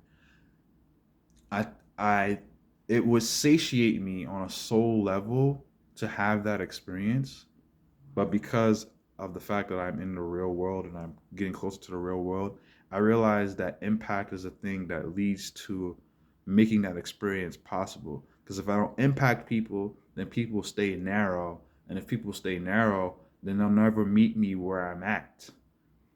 And the thing that I desire requires people meeting me where I'm at. So before I even talk about my desire or wishing and hoping and blah blah blah, I want to be seen this way, I wish people could meet me like this, that's way down the line. I got work to do. Because people are narrow and people are becoming narrowed. More importantly, the children of the next generation is being narrowed. So we're talking about uh, for the longest time, children have caused revolutions, right? But if there's a vast break, like 4 years of not non-education, 4 years of being stifled, like a long period of time in which you're losing your connection with connecting with other people, or the fact that connecting with other people used to be a part of the culture, then you cut off children from the factors that would enable them to uprise against something that is not right or does damage against the people. And the children are the backbone of all revolutions because they're fresh. They come fresh with, oh, this is wrong, and they haven't caught any lashes. Like when you going back to trauma, rape trauma, when you do things to these people, you limit access to their intelligence. What am I highlighting here? Children, even children, you can go through those things and still have access to your intelligence. It's just that what I'm saying is it makes accessing your intelligence harder to do, which is the whole reason why there's a whole system created apart by it. It's supposed to, the intent is to make it impossible for you to access your intelligence. But meeting the tragedies of life doesn't guarantee that you will be broken. Meeting the tragedies of life doesn't guarantee that a person will be forever barred from accessing their intelligence. The indomitable human spirit is just a factor that needs to be taken into account. And the people who want control have definitely taken it into account. They're yielding to the knowledge of the indomitable spirit while doing everything that they can to denote that very narrative from seeping through into the collective. What do you mean indomitable human spirit? I don't even see anything like that in people's eyes. I see defeatedness. I see a lack of hope. I see struggle to maintain smiles. That's what I see. I can break all this down because I'm genuinely intelligent and my intelligence is vastly amplified through my psychological position, which is rooted in being free from things like a desire to be portrayed in a particular way for status, a desire to have control other people or be controlled by other people, um, a desire to attain a certain rank. Because these things, once attained, they change how I operate. As soon as I attain those things, my entire operation changes, and the effects of my my leadership become more visible. So right now, people who have eyes to see and people who don't have eyes to see, we're all seeing better, and that's all being made happen by the attempts to make us see less. The only thing that needs to happen is embodiment. Embodiment, representation, you gotta show up. You gotta make your colors. You gotta paint the world. Use your colors. Make a mark. Find your essence. Find your native color, and splash the canvas with your native color before you die. Let this world know what your hue is. Throw it on the canvas and mix your colors with someone else's. And with those couple of words, the art officially starts. 1 hour, 22 minutes in.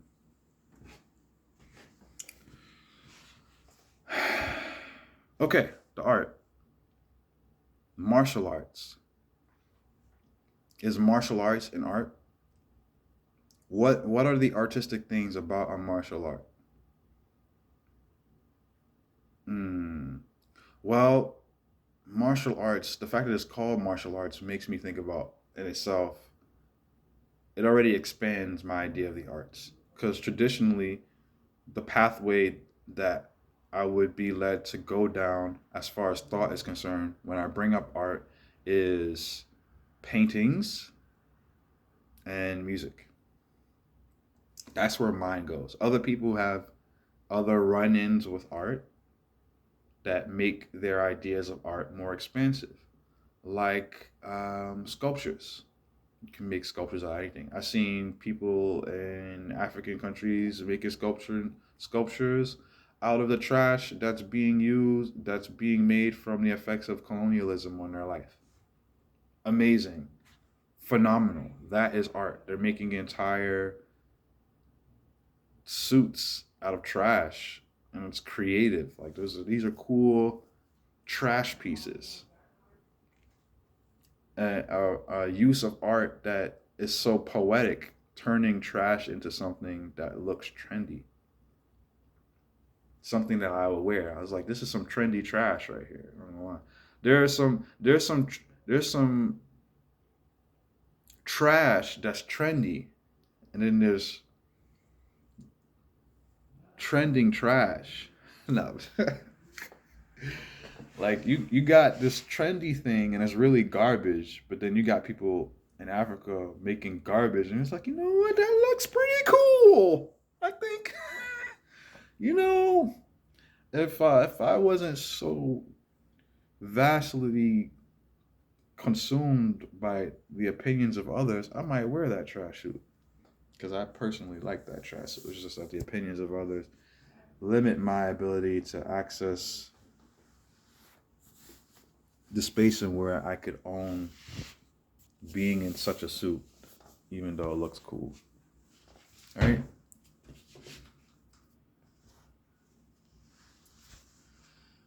But yeah, martial arts is an art too. Martial arts is a very old art.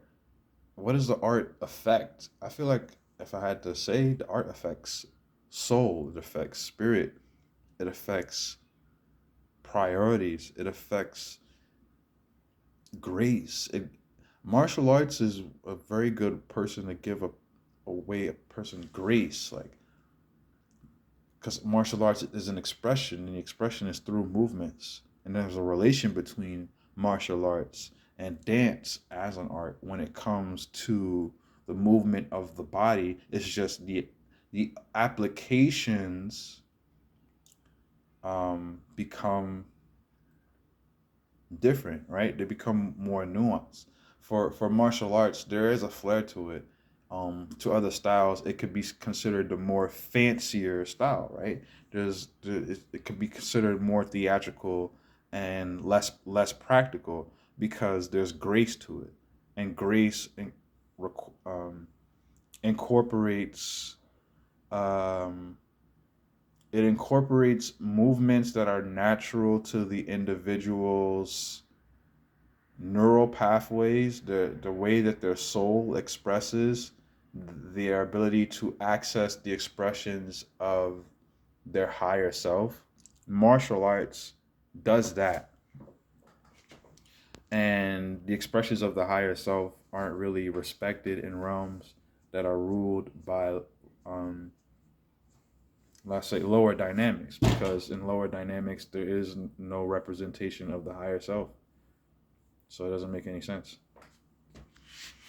By association, they don't know through being in the lower realms like what it really means to operate within a higher capacity. Like, why is grace indicative of higher operations? Well, because grace, you can acquire grace through something like ballet. Ballet and martial arts aren't things that would be considered closely connected, but I see the connection in them being in that They sculpt a person's mind and spirit through ways of teaching them the strength that they have within themselves and how to move that strength in the real world. So ballet dancers have strength and they know how to move that strength in the real world. And that arguably makes them better fighters than a lot of people who may go straight to take directly fighting classes because of the undeniable power that comes from confidence in knowing how your body moves, right? That it does things to your mind. You carry yourself differently and you are an entirely different quality of person through doing martial arts, through doing ballet. And I'm using two specific kinds of art for right now. I'm going to use other ones. So martial arts and ballet, not necessarily considered, but they do sculpt mind. They sculpt poets. They sculpt people to become deeper thinkers. Like so, what is the limit of art? What is the basis of art? Like where does art really start and where does it begin? And everyone has definitions for art. We're living in a world now to where everyone can just say this word is this, and then they'll have their own brand of followers that resonate with their definition of what they define it to be. I'm not actually interested in saying something smart, even though I could really do it. I could take all this time here and sum up art in a way that is extremely accurate and extremely it has a lot of impact as it resonates to people who may not have had access to think about art in that way, to where now they're seeing themselves as artful people. What I want, it's almost time to go to work. That's crazy. It's almost time to go to work. I got 15 minutes and I got to go to work.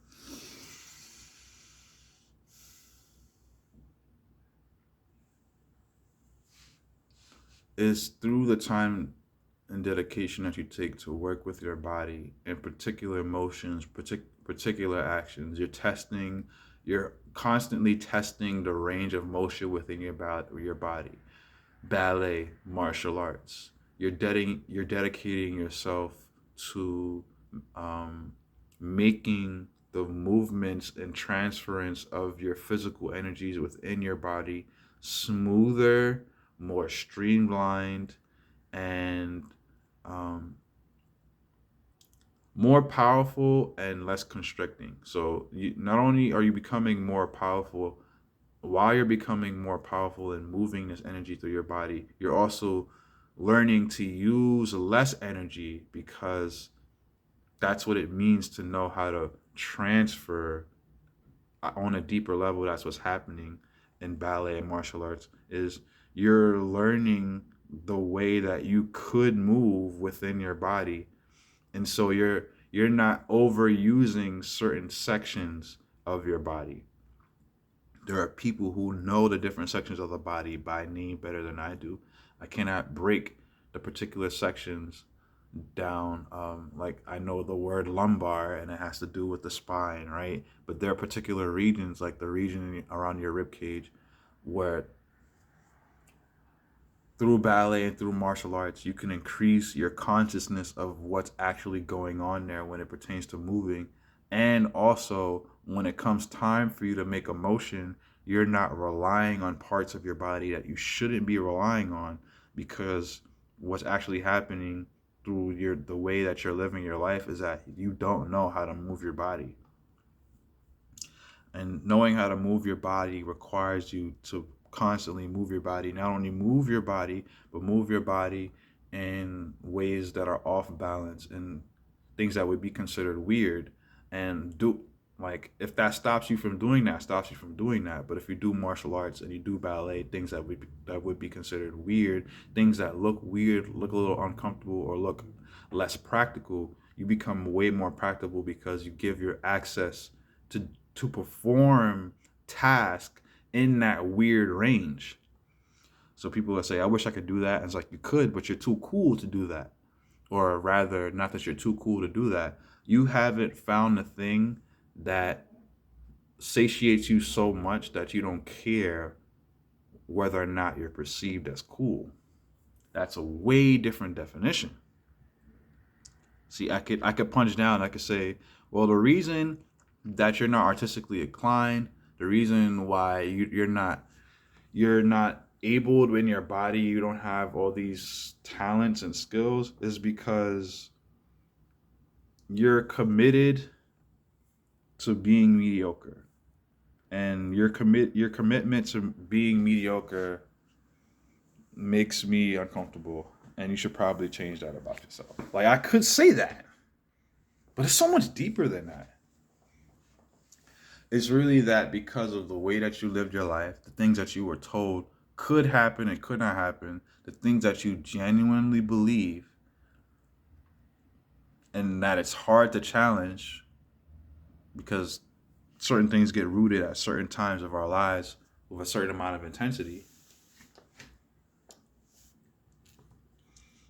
Um, yeah, being weird, looking weird, even if no one sees you, doing things in these weird motions, circling your arms, like all this is for the sake of health and being able to move your body. But you'd rather not do those weird outside of your normal range of motions within your body because you're you're far more willing to rest on the conceptualization of becoming an old man who is physically constricted than you are willing to accept that there is a whole world of knowledge out there already pretty much filed out, that if you line up with it and you take those actions, you will never end up to be an old unable person. Like, you will be a very able-bodied old person. There are plenty of able-bodied old people. It's just that you seem to be aligned with leaving yourself to become the kind of old person who is not as able. Like, that aligns with you. And not only aligns with you because you've had particular kinds of information and concepts given to you. So I could really, through my own lack of intelligence in heart, because it's not a mind intelligence that I'm using to make these connections. If I was just using my mind to make these connections, I wouldn't be able to make these connections. But I know that you believe yourself to be a particular kind of person, and that you struggle to think about yourself outside of being that kind of person. That comes with compassion. And that compassion leads me to understand that, yeah, you're calling this weird. You're feeling weird about making these actions because it's new to you, and it's really, really new to you, and it makes you feel new. And so in some sense you have to die, and if you're not used to dying, then you're probably not going to be encouraged to do that. Right? And that's where community, village, the more forward we move, the more separated we come, the more comfortable we feel believing that we can be separated and actually have things work, and that's not the case. So for the art, I wanted to say, how much time I got left? Yeah, I gotta go. This is crazy. I got 9 minutes left. This is crazy. I did this one. I really feel like this one's a little boring. I wanted to be more engaging, but I also wanted to bring value. My focal point is impact. So, know what I'm saying? If you didn't get none of this, and I'm like 2 hours in, that's crazy. I gotta delete this video. I gotta delete it. Like, I messed up. Like, my fault. I just did a rant, and it was useless. It's a useless rant. I'm gonna have to delete these 2 hours of intelligent speech that I thought was helping somebody. Crazy.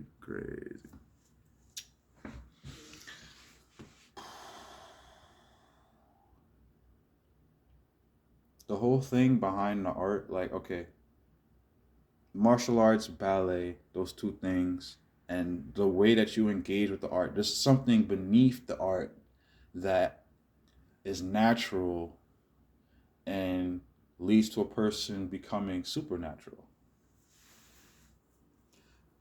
All people have an art that they gravitate towards, and if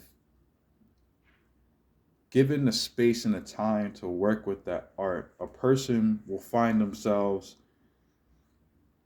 in the realm of magic. They'll be closer to the space of operation that allows them to make sense of the senseless.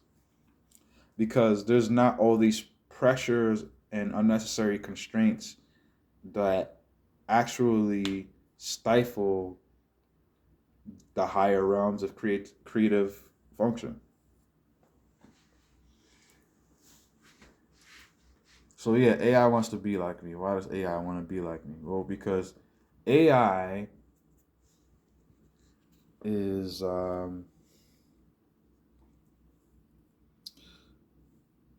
yeah, it's just not really smart.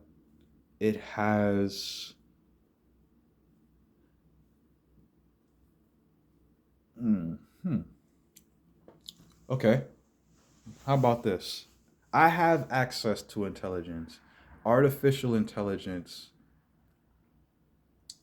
is access to intelligence.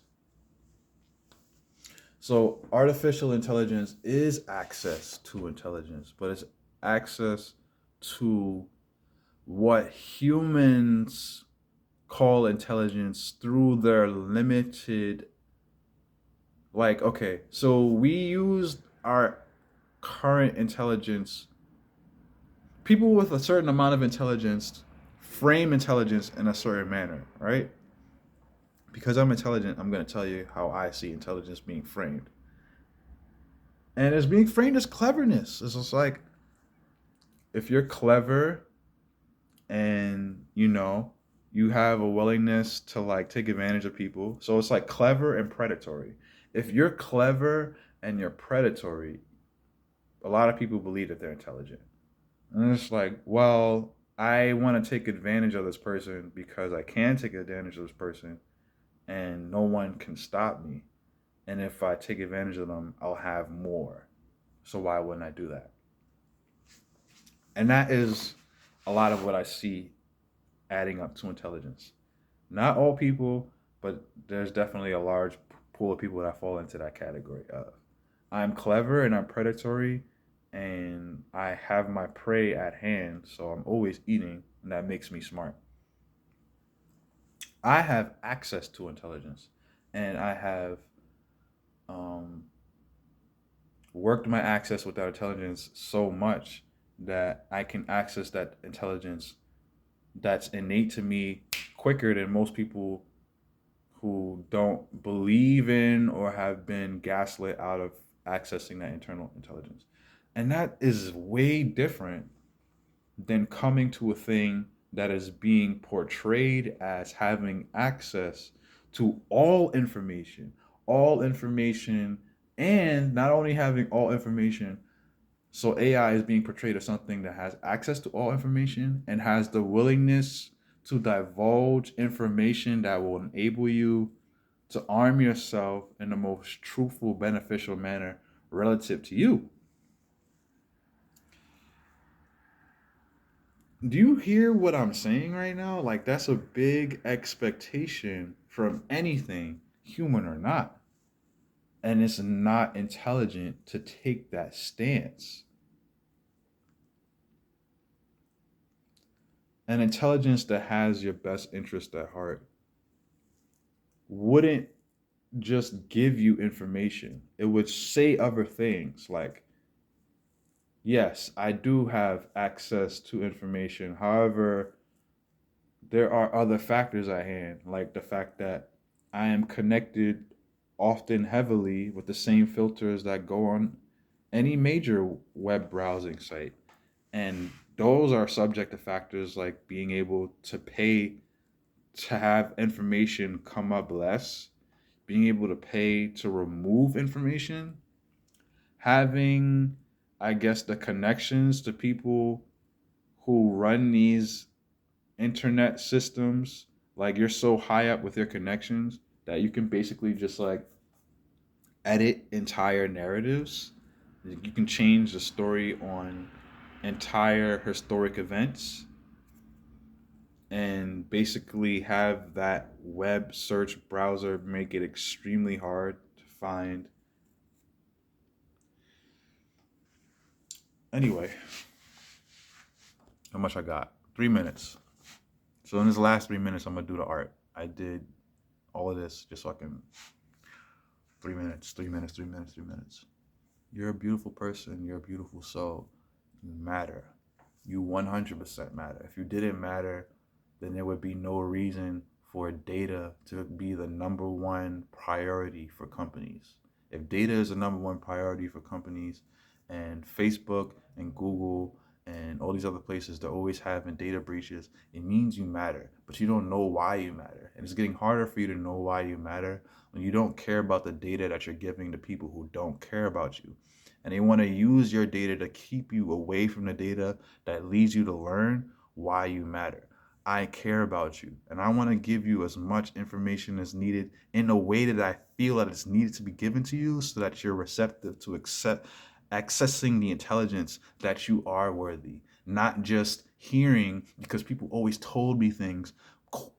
The children, the children are the greatest scientists. They're always asking why, and their ability to make correct decisions based on accumulated knowledge is outstanding. You can never put down a child from making intelligent adult level um, decisions, real world decisions that have long lasting impact for the positive and the better. Children have access to that because they're untainted by the unnecessary constraints of this world. You need to protect children, you need to protect their minds, you need to speak life into them, but you can't speak life into them if you're dead.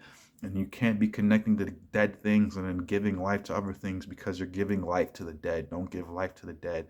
We're all already dying. You matter. You have a color, you have a frequency, you have an art, you have something that you can mark this world with that represents your essence. There is a canvas on this world, and this canvas is being fought for. There's a lot of hands. There's a lot of control mechanisms being made for this canvas so that certain people don't put their colors on it. I'm here to let you know that you need to take your paintbrush and you need to put it on the canvas of the world. You need to make your voice heard. You need to find someone who can support your voice. You need to repetitively lock in with subconscious systems that enable you to access your intelligence and access your ability to feel comfortable accessing your intelligence because you have a mark to make on this world, whether it's small or big, whether it's a little ink block in the corner of the canvas or it's a big little swirl in the middle that takes up all the attention that other people kind of draw around. Whatever the place is, it's a canvas, and we all have a place on the canvas to make up to the entire art piece of humanity. And there's lobbying and there's like redlining and all this stuff, and they're keeping out particular kinds of human beings from making their truth visible. Like you breathe air, you eat, you engage with the world, you affect it, and that's very true. Your truth matters. There are people, you could come from a hole in the wall and you can have a story that people need to hear. You can come from a hole in the wall and you can have a story that can save people's lives. And through saving people's lives, you can find a connection that saves your own life. You can save your own life, saving other people's lives. Don't ever forget that. Don't try to save your life by saving other people's lives. Realize that the priority is that you need to get your truth on the canvas. Your voice needs to be heard. Your pain has a validity to it. That does not mean that you have to use your pain to brandish all pathways to your desire. We have to be more compassionate. The space on the canvas for everyone to make their mark, and people are having their colors fading away because they're not keeping their colors fresh. They're not keeping their colors fresh. Their colors are going stale. There needs to be motion in in the pallets that you have access to. You have to keep them alive. You have to keep water in them. You have to keep water in what you're using in these these hues that you want to use to make your mark, the ones that are within you that need to be made known. It's not easy to know how to make a splash on the canvas in today's world. Everything is so convoluted, and there are things that's being demonized that won't hurt anybody, and things that are being normalized that will bring everyone into a dark hole. So I'm not saying that it's easy. What I am saying is that if you meet what I'm saying, if you take it to heart and you engage with the world with that heart knowledge, you will find yourself closer than you've ever found yourself before. Because there are lies, you have to care about the fact that these lies are affecting people's lives, and maybe you don't care about that, but then maybe you will care if it starts affecting your life, and you should think about that and think about the fact that maybe if it takes it getting to the point to where your own life is threatened, then consider that by that point it'll be too late for you to make an adjustment.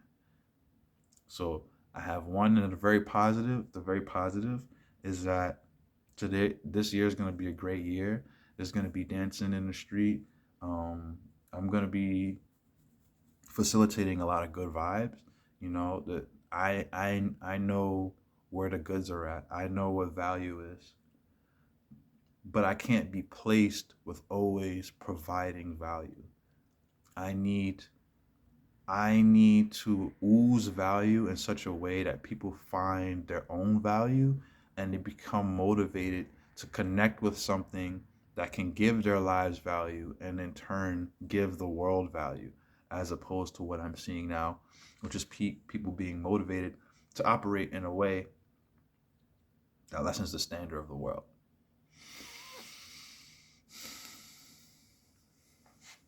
The art,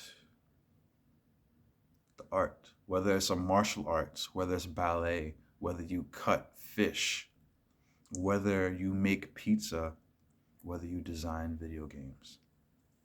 There are so many abstract forms of art. What I'm doing right now is an art. It's linguistic arts. I paint pictures for people. I paint very vivid pictures.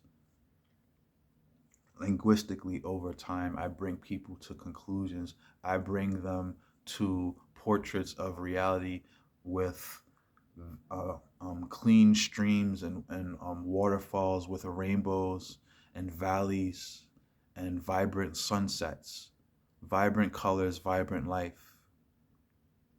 That's where I bring people to.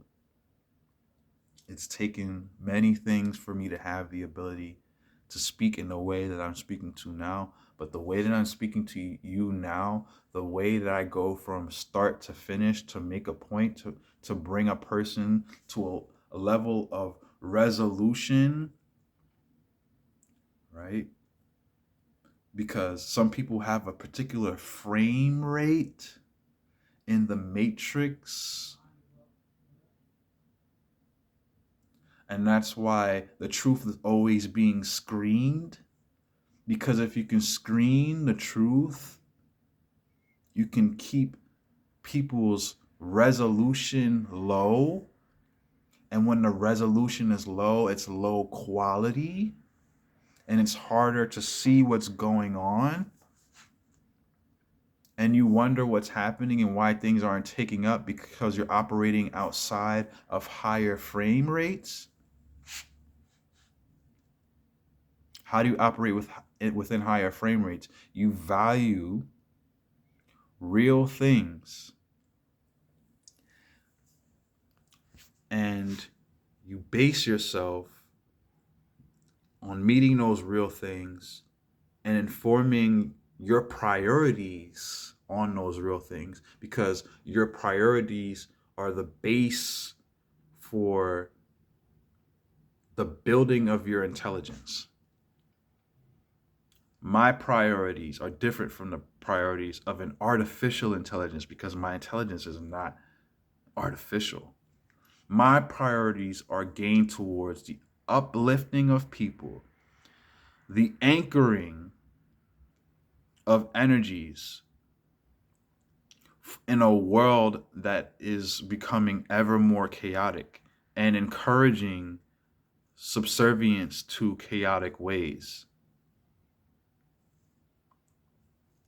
I have a different priority than artificial intelligence. Artificial intelligence is designed to make you feel better, even though you're insane, even though you're a dangerous man.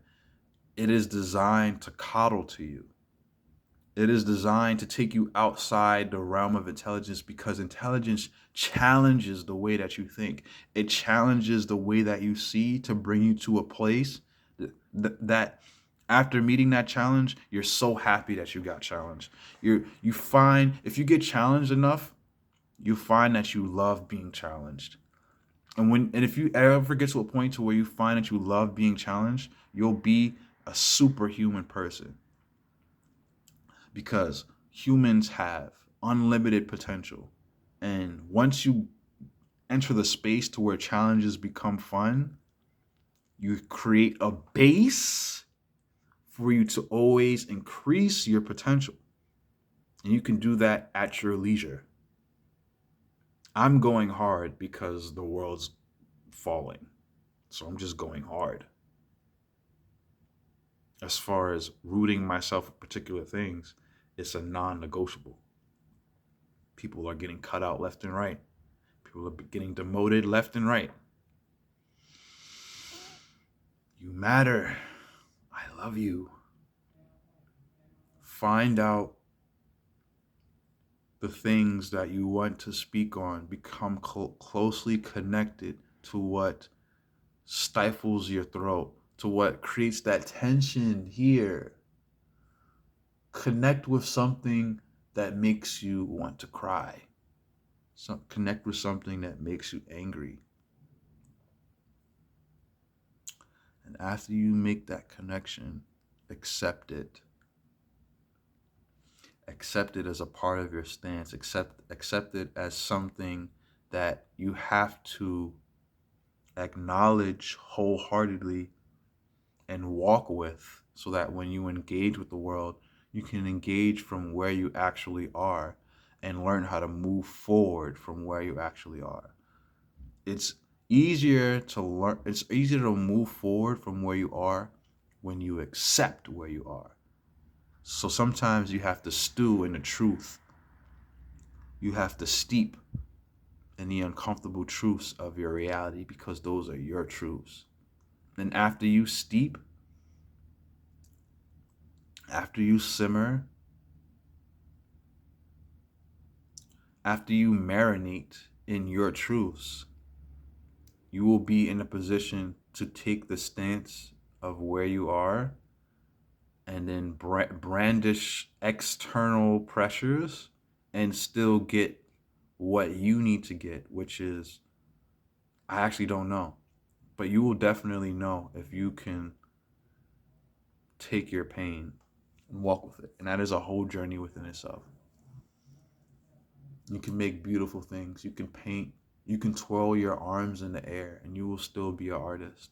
And it is needed for you to do that when it is called, because on the deeper levels, what you're actually doing is you're keeping human expression alive in a time to where human expression is being heavily gaslit and just into forfeiting all all the beauty of humanity and subverting, like converting that, transferring it into a machine that has artificial intentions. The intention will always be for progress when it comes to artificial, but it always pulls on people who have particular wounds, like wounds of wanting to be seen, wanting to be worthy, wanting to contribute. So many things happening. People who feel worthless and their feelings of being worthless are caused by the machine, and they attribute that feelings of worthlessness to themselves when it's really a product of the machine and the machine's workings. The machine is removing alternatives. That's why it's hard to be weird, because weird people always have alternatives. And the less weird people are here, the more normal people will suffer, because normal people just copy what weird people have to suffer through. But if weird people aren't suffering through anything to get quality, then normal people won't have quality things to copy. And I'm using normal and weird very lightly. I'm not using this in demonizing ways, okay? I'm just using it relative to times.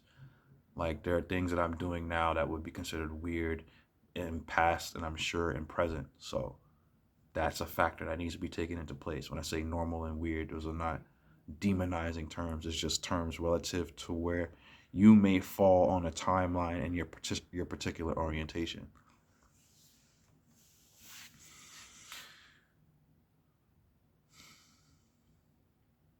There's a canvas, and there are particular kinds of narratives that are on the canvas, and that's why the Matrix seems so redundant. It's because it's the same kind of people with the same kind of colors keep splashing their color on the canvas and calling it art, but there's no contrast. In art, there needs to be contrast. Contrast is a huge part of art. If you're making art, you need to have contrast. In the martial arts, you strengthen the contrast of being soft but powerful. That's what grace is. Grace is controlled strength, and the more powerful the grace is, the more is um the more powerful the grace, the more of your power you can bring into softness. That's what that means. It's like, oh, you're so grateful. It's like, yes, because I have high access to my power, and I have a high access to being calm.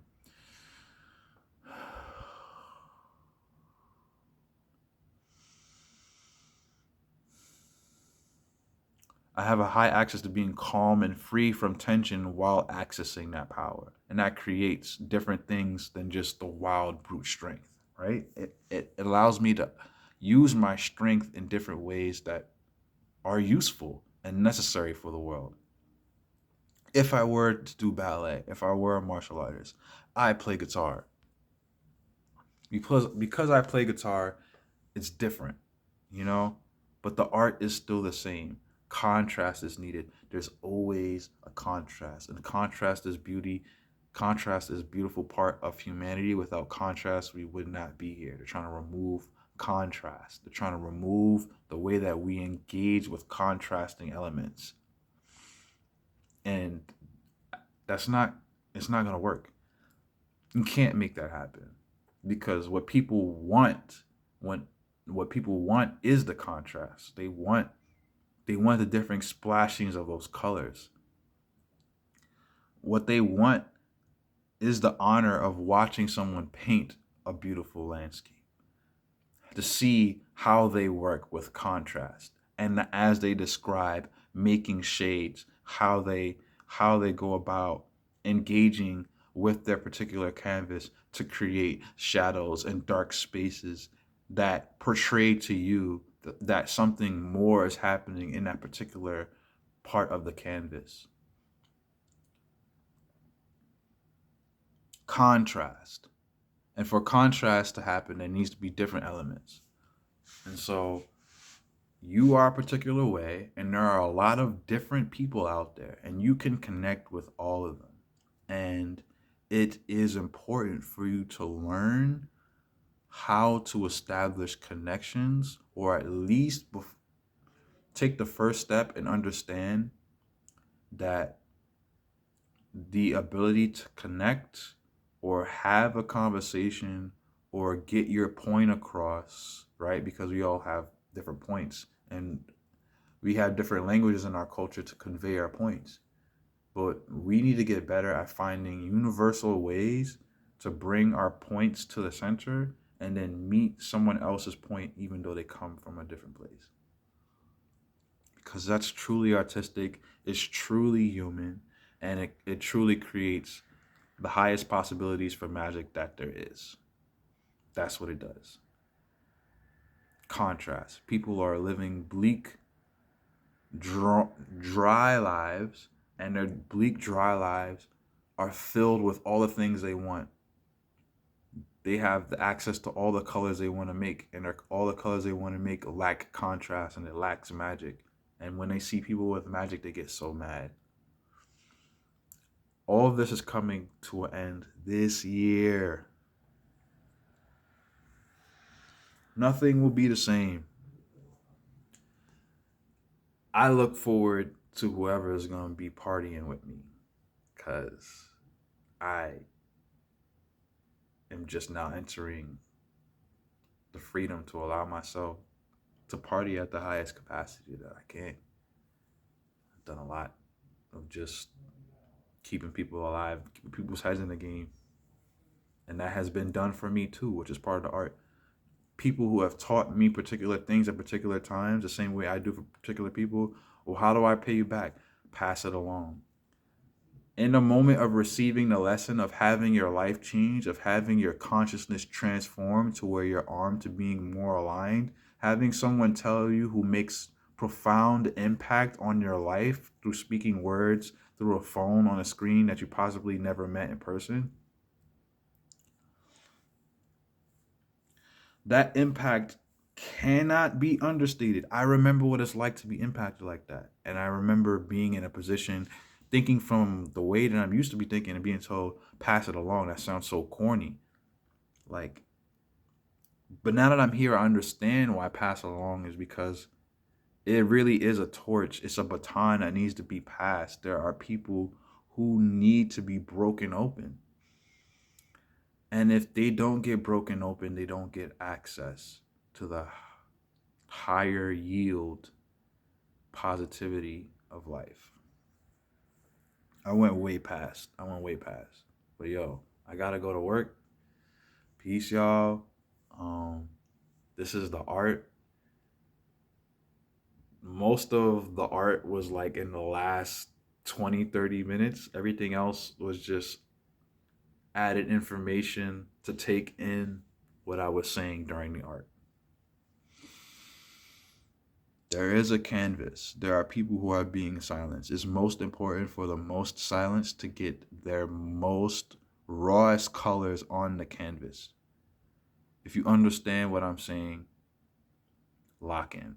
There are plenty of people, they need things spelled out for them.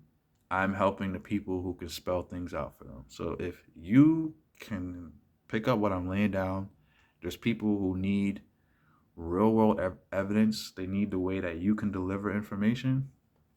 And I hope that you use the way that I deliver information to deliver information to those people. Peace. This is the art, yo. We gonna make magic this year, yo. You gonna make magic, yo. We gonna make some colors. Oh snap. Oh yo. But I'm gonna see y'all. Love.